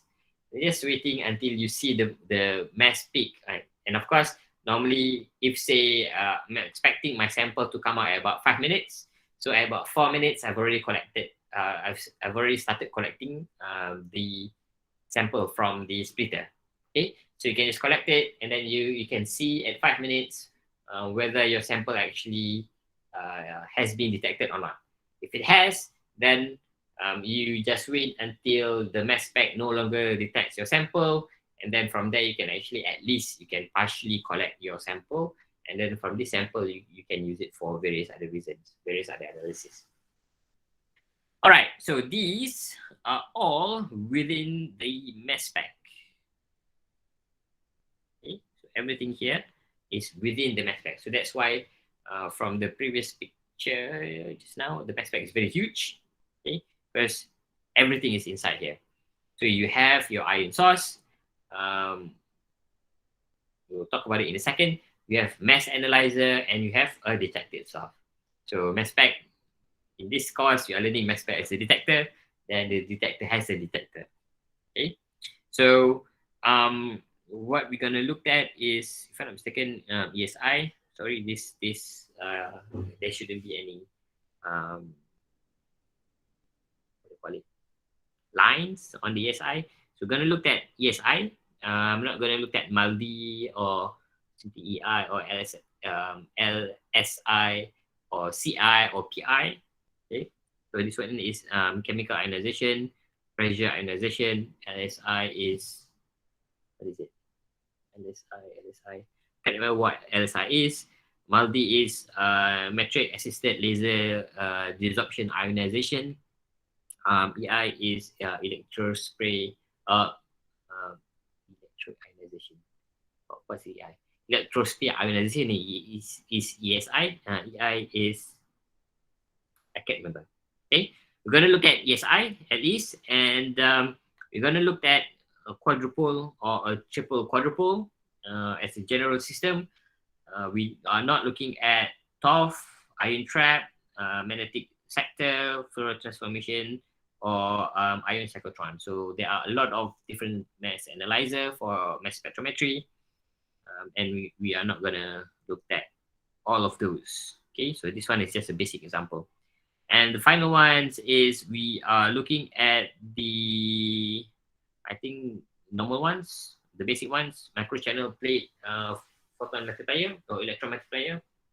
So this is how the system actually translate the data from your mass into an electronic data. Okay, because towards the end of the day, you need to see a spectrum, right? So how does the machine detect? And we're gonna look at it in the next few slides. Okay, so there are multiple ionization techniques. ESI is one of the widely used. If you go to any university, you will definitely see ESIMS. Okay, multi is very limited. Even in UM, I think there's only probably like one or two multi, but we do have a lot of ESI, even in the different faculties. Okay, ICP-MS is also one of the ionization technique, but ICP-MS are normally catered for metal analysis. So ICP means inductive coupled plasma. So it's using plasma, high temperature plasma, to actually ionize your analyte. APCI is what do you call it? Atmospheric pressure chemical ionization. So basically, there's ionization and chemical at atmospheric pressure. You do have APPI, which is atmospheric pressure ionization. So it plays around with pressure, different types of pressure to ionize samples. And of course, you have GCMS down at the bottom. Okay, as you can see here, ESIMS covers, or LCMS in general, covers a wide range of molecular mass. You can see the higher molecular mass can go up to about 10,000, and the lower range is, well, technically, depending on whether it's a high resolution or not. If it's a high resolution, then you can detect like a very, very small molecular weight. Okay. But ESI itself, now the technology has expanded a little bit. So even if it says here 100,000, you can actually go beyond that. There is a trick, so to say, on how do you analyze a mass that is larger than that. Because towards the end of the day, the system looks at ionization of molecule, not the uncharged molecule. It's looking at ionization. So a molecule that has a multiple ionization, regardless of, say, for example, for 100,000 Dalton, okay, so 100 kilodalton mass, if it's in neutral form, it can be detected. But if you have 150 kilodalton at an ionization point, based on this figure, it says that you cannot detect it, right? But that is if you are considering that the molecule itself is not ionizable. But say, for example, if this 150 kilodalton actually has two ionization point, okay, two ionization point, what you can see using the same system is that you can actually see the mass of the molecule at one of the ionization point. You might not be able to see two ionization point, meaning that the mass at 150 kilodalton you cannot see it. But if you consider the ionization point is 2, okay, and the basic principle of mass spectrometry is mass over charge. So if the charge is 2, if you divide 150 kilodalton, what you can see is you can actually see the mass at 75 kilodalton. Okay, so there is an advantage of ESI LCMS, because you can actually do this. And once you see a mass at 75 kilodalton, then you can say there is a higher chance that your compound is present. Okay, of course, you just based on the two ionization point, you might not be able to be very confident that your sample is there. But imagine if your sample has 4 ionization points. Okay, if it has a 4 ionization point, so what you will see is you will see M over Z at, of course, you cannot see at 1, because at 1 it's bigger than 100 kilodalton, so you cannot see it. So this one is if you say it's +1. Okay, so if it's +2, so the M over Z now, as I've shown previously over here, you can see a peak at 75 kilodalton. If it's M+3, then you can get 150 divided by 3, then you can see a peak at 50 kilodalton. And at +4, then you will see peak at what? 25. Okay, 25. 50 divided by 4. 25? No. About 50 something. Even this one is wrong. So 150 divided by 3 is about 50. 150 divided by 4 is 4 times 3, 12, 34, 30-ish, 34, 5, 6, 7, 8, 7. Okay, roughly about 37 kilodalton. Okay, so what you will see then for a 150 molecule, even though you cannot see the molecule itself when it is not charged, but if it charged, then you'll be able to see all this mass. Okay, so you will see 37, 50, and 75 kilodalton. Okay, so that's the beauty of LCMS, ESI, of course. All right, so basic principle of ESI ionization is ESI stands for electron spray ionization. That one is ESI. Okay, so what the system does is it creates ion from sample molecule. So you have your sample. So this is the sample that have went through HPLC, went through your column for separation. Okay, so imagine if you already you were able to separate them into 3. Just an example. Okay, so of course the sample will be introduced to the mass spectrometry in one by one. So what you will get is you will get a more clear spectra in comparison to if you have all of these molecules injected at one go into the mass spectrometry. Okay, so you have your solvent flowing from HPLC going into the nebulizer. Okay, so the ESI itself, so just the ESI itself, in the presence of a nitrogen gas, what it does, it helps to kind of like forming droplets. Okay, so it helps to form a droplet from your liquid sample. Okay, so this is like if you have a straw containing a liquid, and then you have another straw outside of the middle small straw, and if you blow it, you can actually still get your solvent going out, even if you do not blow on the smaller straw. Okay, so the same principle applies here, and of course it is under high voltage because it wants to ionize your sample. All right, so the ionization point, the ionization voltage can be controlled to either have a positive charge molecules or ions, or a negative charge ions.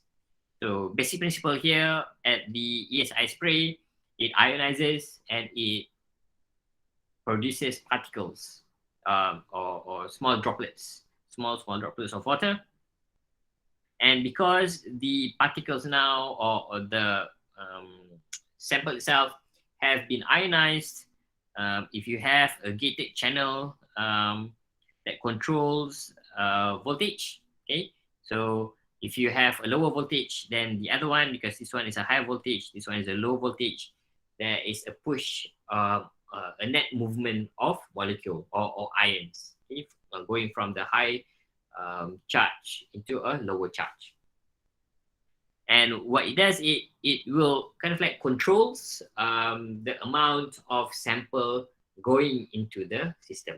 Okay, because again, towards the end of the day, your sample can be very, very concentrated from the HPLC, but when you want to detect it, you don't want it to be at a very, very high concentration, because towards the end of the day, all detection system has a limit of detection. Okay? There's always a limit on what is the quantity that the equipment can detect. So to reduce this, but having a very sensitive system, then even if you introduce like a very, very small quantity, like 5 ppm, for example, the system can still detect it. Okay, so mass spectrometry is a very, very sensitive, and you will see the next few slides on why it is actually very, very sensitive. So and as I've also shown in this slide previously, every single thing in mass spec is under high vacuum system. Okay, so that you don't want your particle when it flying through the mass spec, it will bombard, it will collide with nitrogen in the air, for example. Okay, you want to avoid those things from happening, because if it does hit or collide with another particle, then it will fly to a different location, and therefore, if it does not reach the detector of the mass spectrometry, then you will not get any signal. Okay. All right. So since these droplets are all charged, then this is the one of the representation. So if you have worked with HPLC, you publish a manuscript, then this is one way for you to describe on the charge of the particle. So, and based on the previous slide that I mentioned, you can have multiple charges on your molecule. So this one is a presentation if you have only one charge. If you have two charge, then you'll go and do M plus H2 plus. Okay, so and so on and so forth. This is just a Doctor, yeah.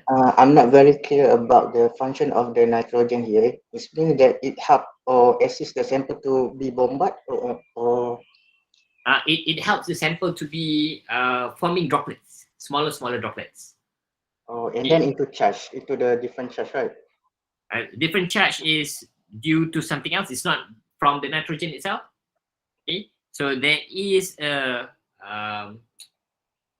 can't remember the technology, but a module that introduces a lot of charge. So this one is connected to a high voltage system. Okay, so it is separate to the nitrogen. The nitrogen is just to form the particles or droplets, and these other whatever is it's called, I can't remember on top of my head now. Okay, is the one that introduced the high charge, so that the particles will be charged. Okay. And the pressure inside the system is 1 atm, right? You can actually set the pressure, but because again the whole system is under vacuum, so even if the nitrogen is at 1 atm, then there is still a net movement of gases. Okay. Okay, but this one is normally it depends on how you want it to be. You can reduce it, you can increase it, depending on whether you want to have a high amount of droplets, or if you want to have a smaller amount and stuff like that. Okay, so these are all parameters that you can actually set in the system. But normally people don't change it. So if it's 1 atmosphere and then it works, then normally people don't change it. People normally change on the voltage, this voltage, instead of changing on the flow of the nitrogen.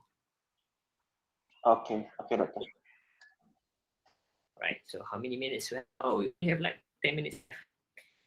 Okay. So the sample of the ionic solvent is nebulized at high pressure. So that's the keyword for particle formation. Is nebulized at high pressure, even though it's at 1 atmosphere, because the whole system works under vacuum, so it is high pressure, so to say.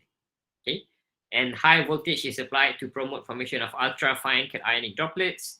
Sample ions are liberated into the gas phase and travel towards the detector. Speed of travel through the mass analyzer, it will just speed through the mass analyzer until it reaches the detector. Okay, so you have your LC or HPLC system.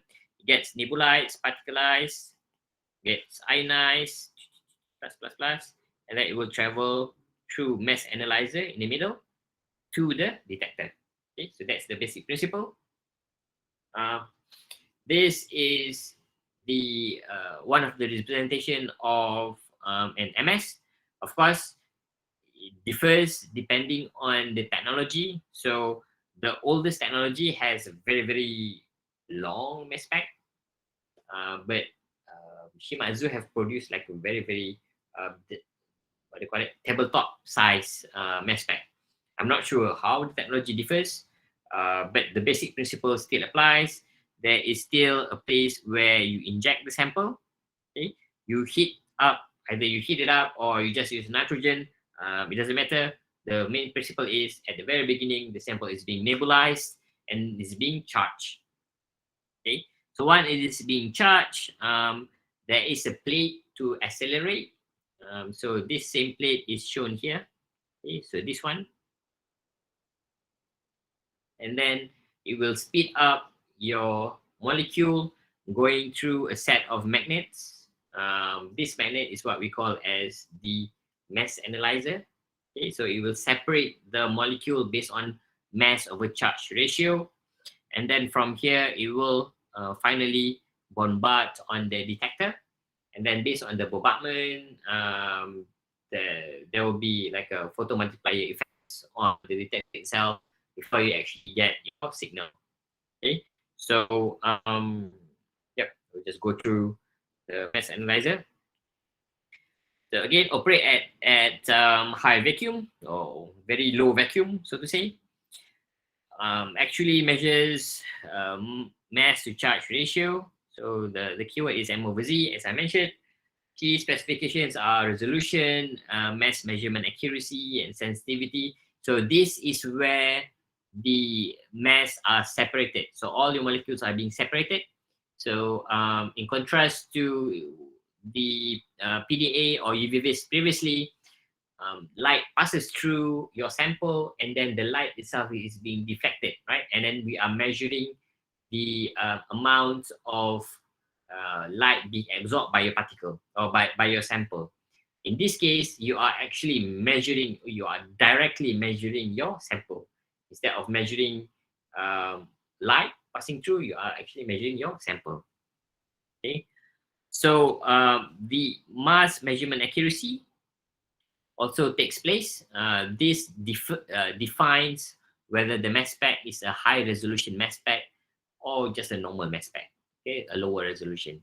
So a high resolution can detect a difference of 1 Dalton. So if you have a sample of 0.1 Dalton and 100 Dalton, so a high resolution mass spectrometry can differentiate these two masses.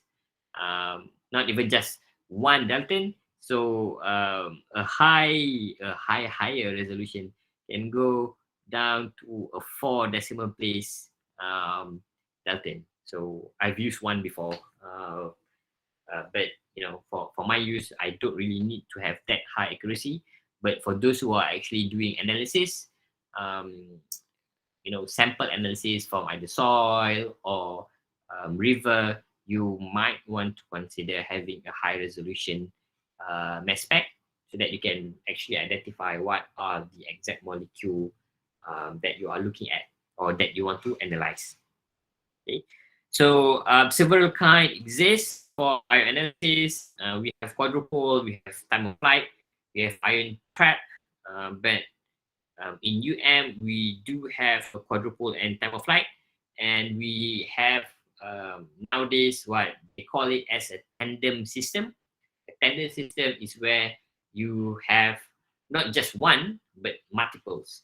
So instead of having just one quadrupole as the mass analyzer to separate the mass, so you can have a 3 quadrupole next to one another before it reaches the detector. Okay, so a quadrupole function, I think I have a slide after this, so I will talk about quadrupole after this. Okay, so this is what we call as a tandem technology.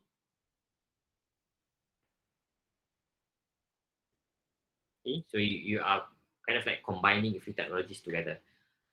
In we also have what we call as QTOF. So it is again a tandem technology between a quadrupole and a time of flight. So that's the Q stands for, a quadrupole. So this one, what we call as a triple quad or triple Q, depending on how you want to pronounce it. Either is fine. And we also have an ion trap, but it's not in the chemistry department. It's in a different department. Okay. Each analyzer has its own special characteristics, application, technology, and of course, benefits and limitation. There is no ideal mass analyzer that is good for all applications. So depending on what you want to do, you might want to change the analyzer itself, or you might want to use a different mass spectrometry. But towards the end of the day, even if you do have one technology itself, there are a lot of other parameters that you can play around. You can play around with the acceleration parameters, the difference in polarity of the accelerator. You can play around with the ionization parameters to look at different ionization points, for example. You can play around with the different pressure, forming either bigger droplets or smaller droplets. Bigger droplets tend to just like disappears, for example. So there's a lot of parameters. Even I've used a lot of mass spectrometry. I still have a lot of difficulties in trying to figure out what are the best parameters that I want to use. Okay. All right, so mass analyzer, key specification are resolution, mass measurement accuracy, and sensitivity. So you can look at the IUPAC definition of resolution. So resolution is basically differentiation between 2 points. Okay, in this case, 2 points, start and finish. Also a resolution. Accuracy is how accurate the data is to the point of interest. Okay, so in this case, it's being shown as the how accurate are the samples from here to the measured mass. Okay, true mass to the measured mass. Accuracy, the differences, and sensitivity is more on how the peak height, how sensitive it is in detecting that particular sample at that particular concentration. Okay, that is a general term for a mass spectrum or mass peak in terms of the resolution, accuracy, and sensitivity. Oops, next slide. All right, so mass analyzer use electric and magnetic field to apply force on charged ion particles. As you've seen, the relationship between force, mass, and applied field can be summarized in Newton's second law and Lorentz force law. This is just for like a brief introduction. You do not need to calculate anything based on these two equations. I'm just showing it to you guys. Force applied on ions, mass of ion, and acceleration. This is how they actually control it. And how the force itself, again, this is the same force. So you can actually do MA equals to E times E plus V times V. Okay, so the ionic charge, the electrical field, velocity, and magnetic field. So you can play around with all these parameters to actually try and analyze the specific, one very specific wavelength. Oh, sorry, not wavelength, mass. All right, so different species has a different mass over charge ratio. So this is just the equation that I've shown in the previous slide. Ion must travel from one point of formation to the detector.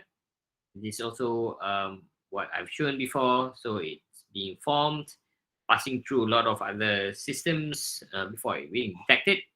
So mass over charge will be influenced by electromagnetic field, thus travels at a different rate. Okay, so if you have a molecule with one charge, again, the mass over charge ratio is 100/2.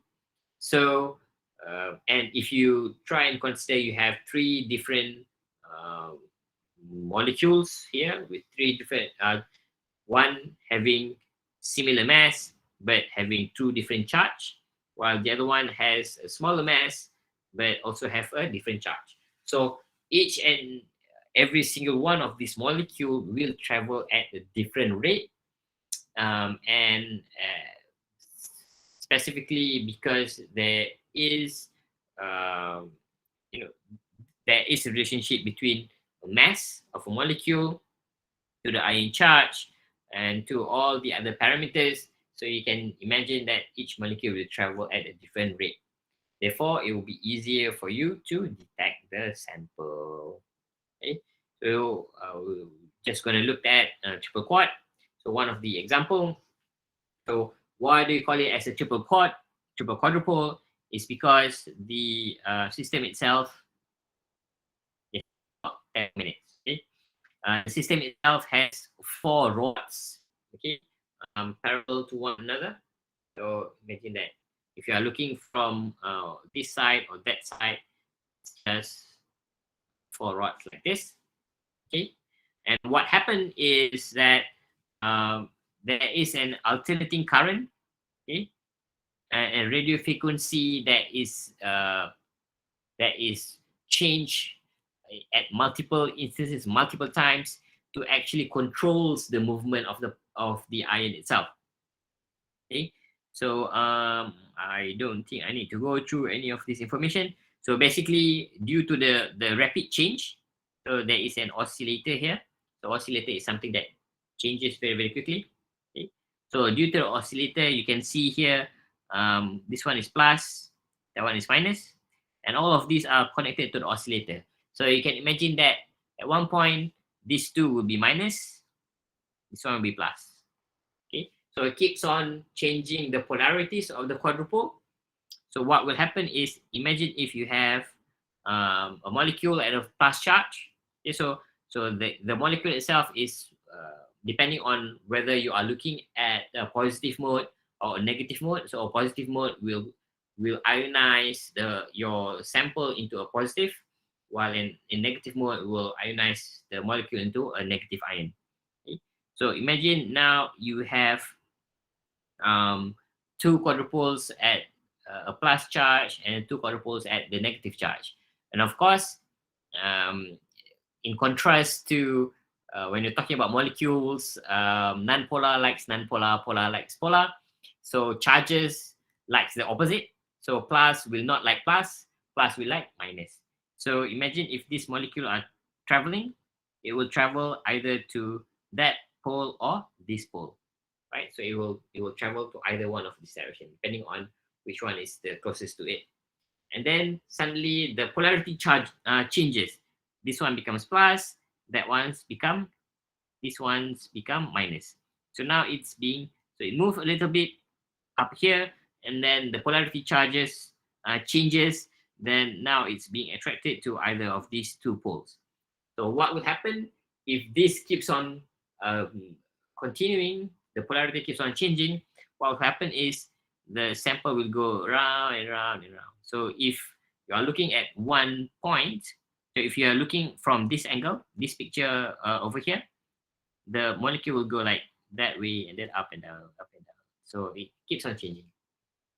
If you are looking at one direction, not the singer, of course, direction looking through the quadrupole, what you will see is, if that is the quadrupole, okay, so you will see that your molecule is kind of like doing something like that as it go through the other end of the screen.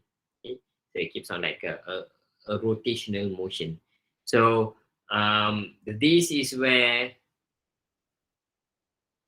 kind of like increase the traveling distance of the molecule. Okay, and the difference in mass to charge ratio. So the higher the charge, the greater the attraction. So if you have 2 molecules with the same mass but having a different charges, then it will be attracted. The ones which has a higher charge will be more attracted to the quadrupole. Thus, you can actually separate them. So that's why you can actually separate the molecule individually. Okay, so mass spec, and therefore mass spec can have a very, very high resolution depending on the technology that is being used in the system. Okay, I think there is a slide. Okay, so this is kind of like a representation of what happens. Okay, can you guys actually see that? I'm just going to reverse it. So 2 variables, transmission and scanning mode. So scanning mode, let one mass of a charge pass through at the time. So it's a single mass transmission mode. The other mode is let a different multiples ion passes through over time, a full mass of a charge scan mode. So what it does is, if you actually see, okay, if you look at the green and the blue dots, they actually touching through one of the quadrupoles. So if a molecule touch through a quadrupole, so because remember, all of these are a positive charge. So just for the sake of argument, so we set it to a positive charge. Okay, and I mentioned that it will be attracted to the negative quadrupole, right? So if the ion itself touches the opposite charge of quadrupole, what will happen? It will be discharged. Okay, so when you have a plus and a minus coming in together, it will get discharged. It will get neutralized, discharged. So in the mass spectrometry, if the molecule is being discharged, then it will fall out. So it will not see the detector. So this is the difference between these two variable mode. So one mode selects one particular mass to pass through, while the other masses will definitely touch one of the quadrupoles. Therefore, if you just follow the blue and green, you will see that the blue and green finally goes and touches one of the quadrupoles. Okay, so that's why towards the end it went missing, and the molecule, the two black dots that does not touch the quadrupole will be detected at the detector, and therefore you'll get a signal, and of course the time. Okay. However, on the second mode, it will control so that all the molecule of interest will not touch the quadrupole. So there will be a rapid change based on electrical signal change in rapid change in electrical signals and radio frequency to actually control the movement of each molecule.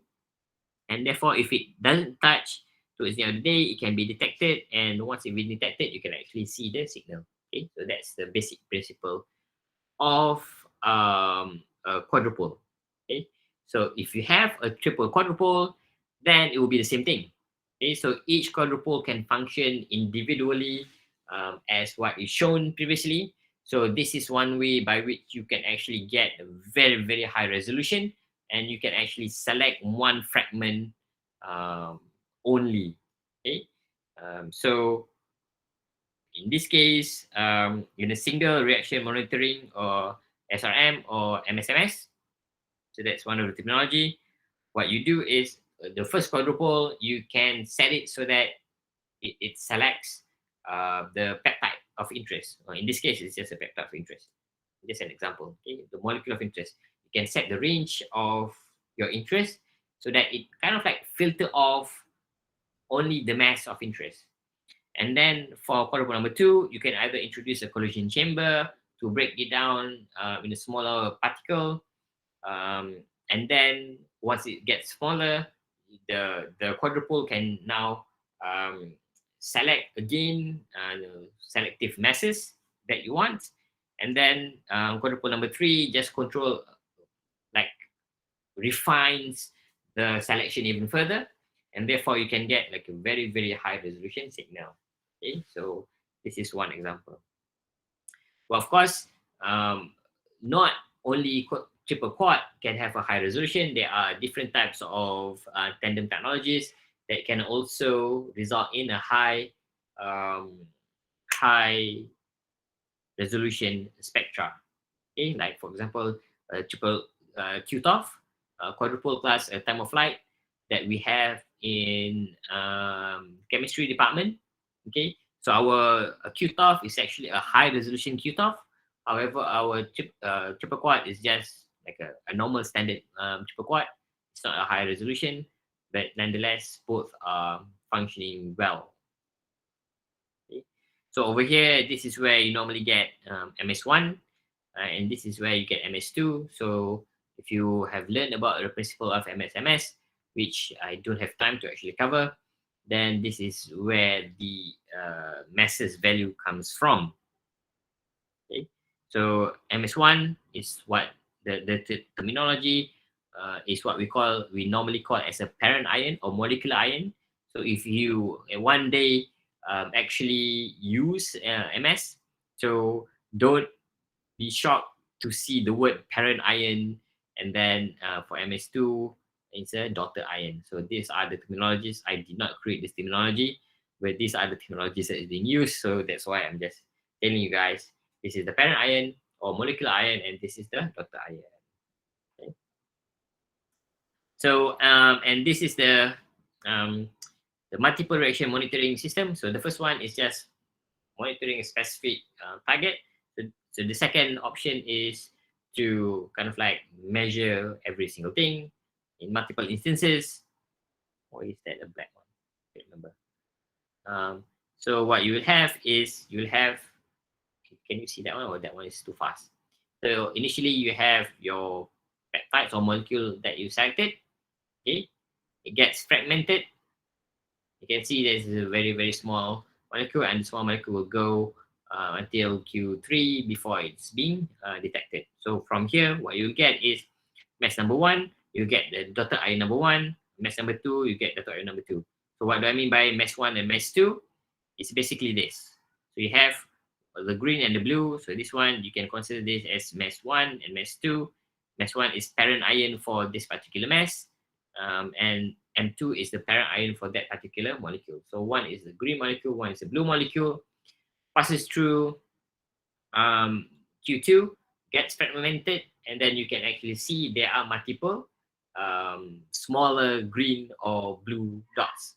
Okay, so these are all the dotted ions. So mass number 1 will form whatever dotted ions that it wants. Mass number 2 will form a dotted multiple dotted ions that it wants, and then all of these can be detected simultaneously.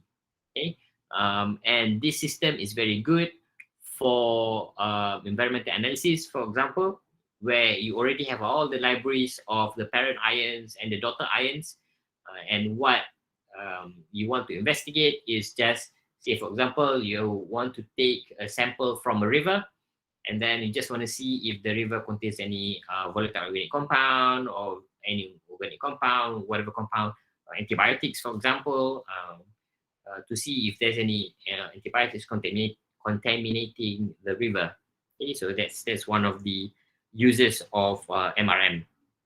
But in my case, I normally just use SRM because I normally, when we as a chemist do a synthesis, we normally have our own mass of interest. You want to have only the molecule of interest, and you don't really care about the other masses.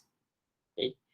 So in summary, a detector is like the eye for the mass spectrometry.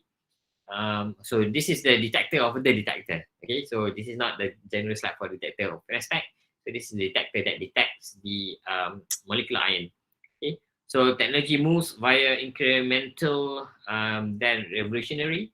So incremental means kind of like improving. So it's like how you say innovation versus the one innovation versus what's the one, I can't remember. Okay, so one is creating something new, one is kind of like improving what is already available. Okay, incremental versus revolutionary. So most common detector uses the same technology, which is electron multiplier. So due to its cost efficiency, its high sensitivity, high reliability, and so on and so forth. Okay, so how does an electron multiplier works? The basic principle is you convert the kinetic energy. So remember, the molecule moves at the mass over charge ratio. So when it moves, there is a kinetic energy. So what it does is it converts the kinetic energy into electron beam. Okay, so why do you need this? Well, basically, when you have a computer, your computer runs on electrons, so it will be easier to convert or to calculate the number of electrons rather than looking at your specific ions, mass of the ions. Okay. So the technology that is available is electron multiplier. Subset, you have a micro channel plate, you have a photo multiplier, you have a channel multiplier, but basically all the technologies measures very, very tiny particles. So imagine if you have 100 Dalton, so from that 100 Dalton, you might have even 100 electrons or even more. Okay, so you have so many things in one molecule, so it will be easier, and for the system to actually detect every single thing, it's very difficult. To ease up all the calculations and whatnot, the technology resolve around calculating the electrons. Right, so these are some examples of an ideal detector. So you can just read through. I'm just gonna skip it, okay, and go through electron multiplier for the next few minutes. So it contains few electrodes, about 10 to 20 diodes, arranged in a successive manner. So in layer form, ion leaves mass analyzer will always hit the first layer, okay. The conversion diodes and the kinetic energy from the ion is sufficient to remove a few electrons from the surface. We have a surface, particles moving, so it will bombard to the first diode, and then the first diode will produce one electron. For example, okay, it might produce 2 or 3 or 4, but that's the basic principle. It produces one electron, so this one electron then bombard to another diode, then produces 2 electrons, for example, and then bombard to another diode, and definitely you will multiply it. Okay, so signal measure from the moving electron and not the ion. So this is the ion, the molecular ion. So the signal that is being detected, that is being displayed on the mass spectrometry, is based on the ions. So these ions instead of the sorry, not ions, the electrons instead of the molecular ion. Okay, so enhances number of electrons. As I mentioned, if there's only 1, becomes 2, becomes 4, becomes 8, and it increases exponentially. Okay, so initial ionic strength now turns into electrical current, and signal can be adjusted depending on settings. So this electrical current will reflect back into the quantity and whatnot. Okay, so this is how an electron multiplier works. It's not in this straight chain. It's kind of like going in zigzag pattern. So you have your ion beam coming in. You have your first conversion diode, produces 1 electrons, passing through the second diode, produces 2 electrons, bombarding to the third diode, producing 4, and so on and so forth. Okay, and then finally you have number 5, which is an electron current measuring device. So the technology goes or resolve around detecting currents, playing with currents, electricity, and whatnot. So it will be easier to actually measure the quantity of the current produced from that particular signal. Okay, so this is how the basic principle of how electron multiplier works. So that is all for me about the spectrometry, and for all the other detectors. We will see, perhaps we might revisit it after we have covered about troubleshootings and whatnot. Okay, so for now you can just read it or just store it somewhere. What's important is for you to understand the basic principle about the detectors, and not one particular specific just about that detector. Okay, so just roughly about how generally about how the detector works, basic principle. All right, so last but not least, the tutorial for today has a very simple question. Of course, you can find all the information from Spectrum. So the instruction is, if you would like to analyze compound 1 and 2, as shown in this figure, which detection method would you choose? So just based on what we have covered so far, which detector would you like to choose? Provide a reason with respect to the principle of the detector. So very easy tutorial. I hope you can finish it by today, even though we finished the lecture a little bit late. Okay, that is all for me. I will post this question in the WhatsApp group, so you can just go back, refer it to the WhatsApp group. You don't have to copy it now. Okay, that's all. Thank you. And if nobody have a question, then I'll just close the lecture slot for today. Okay. Any question? If there's none, then thank you. Stay safe and good evening. Thank you, Doctor. Thank you, Thank you, Doctor. Doctor. Thank you, Dr.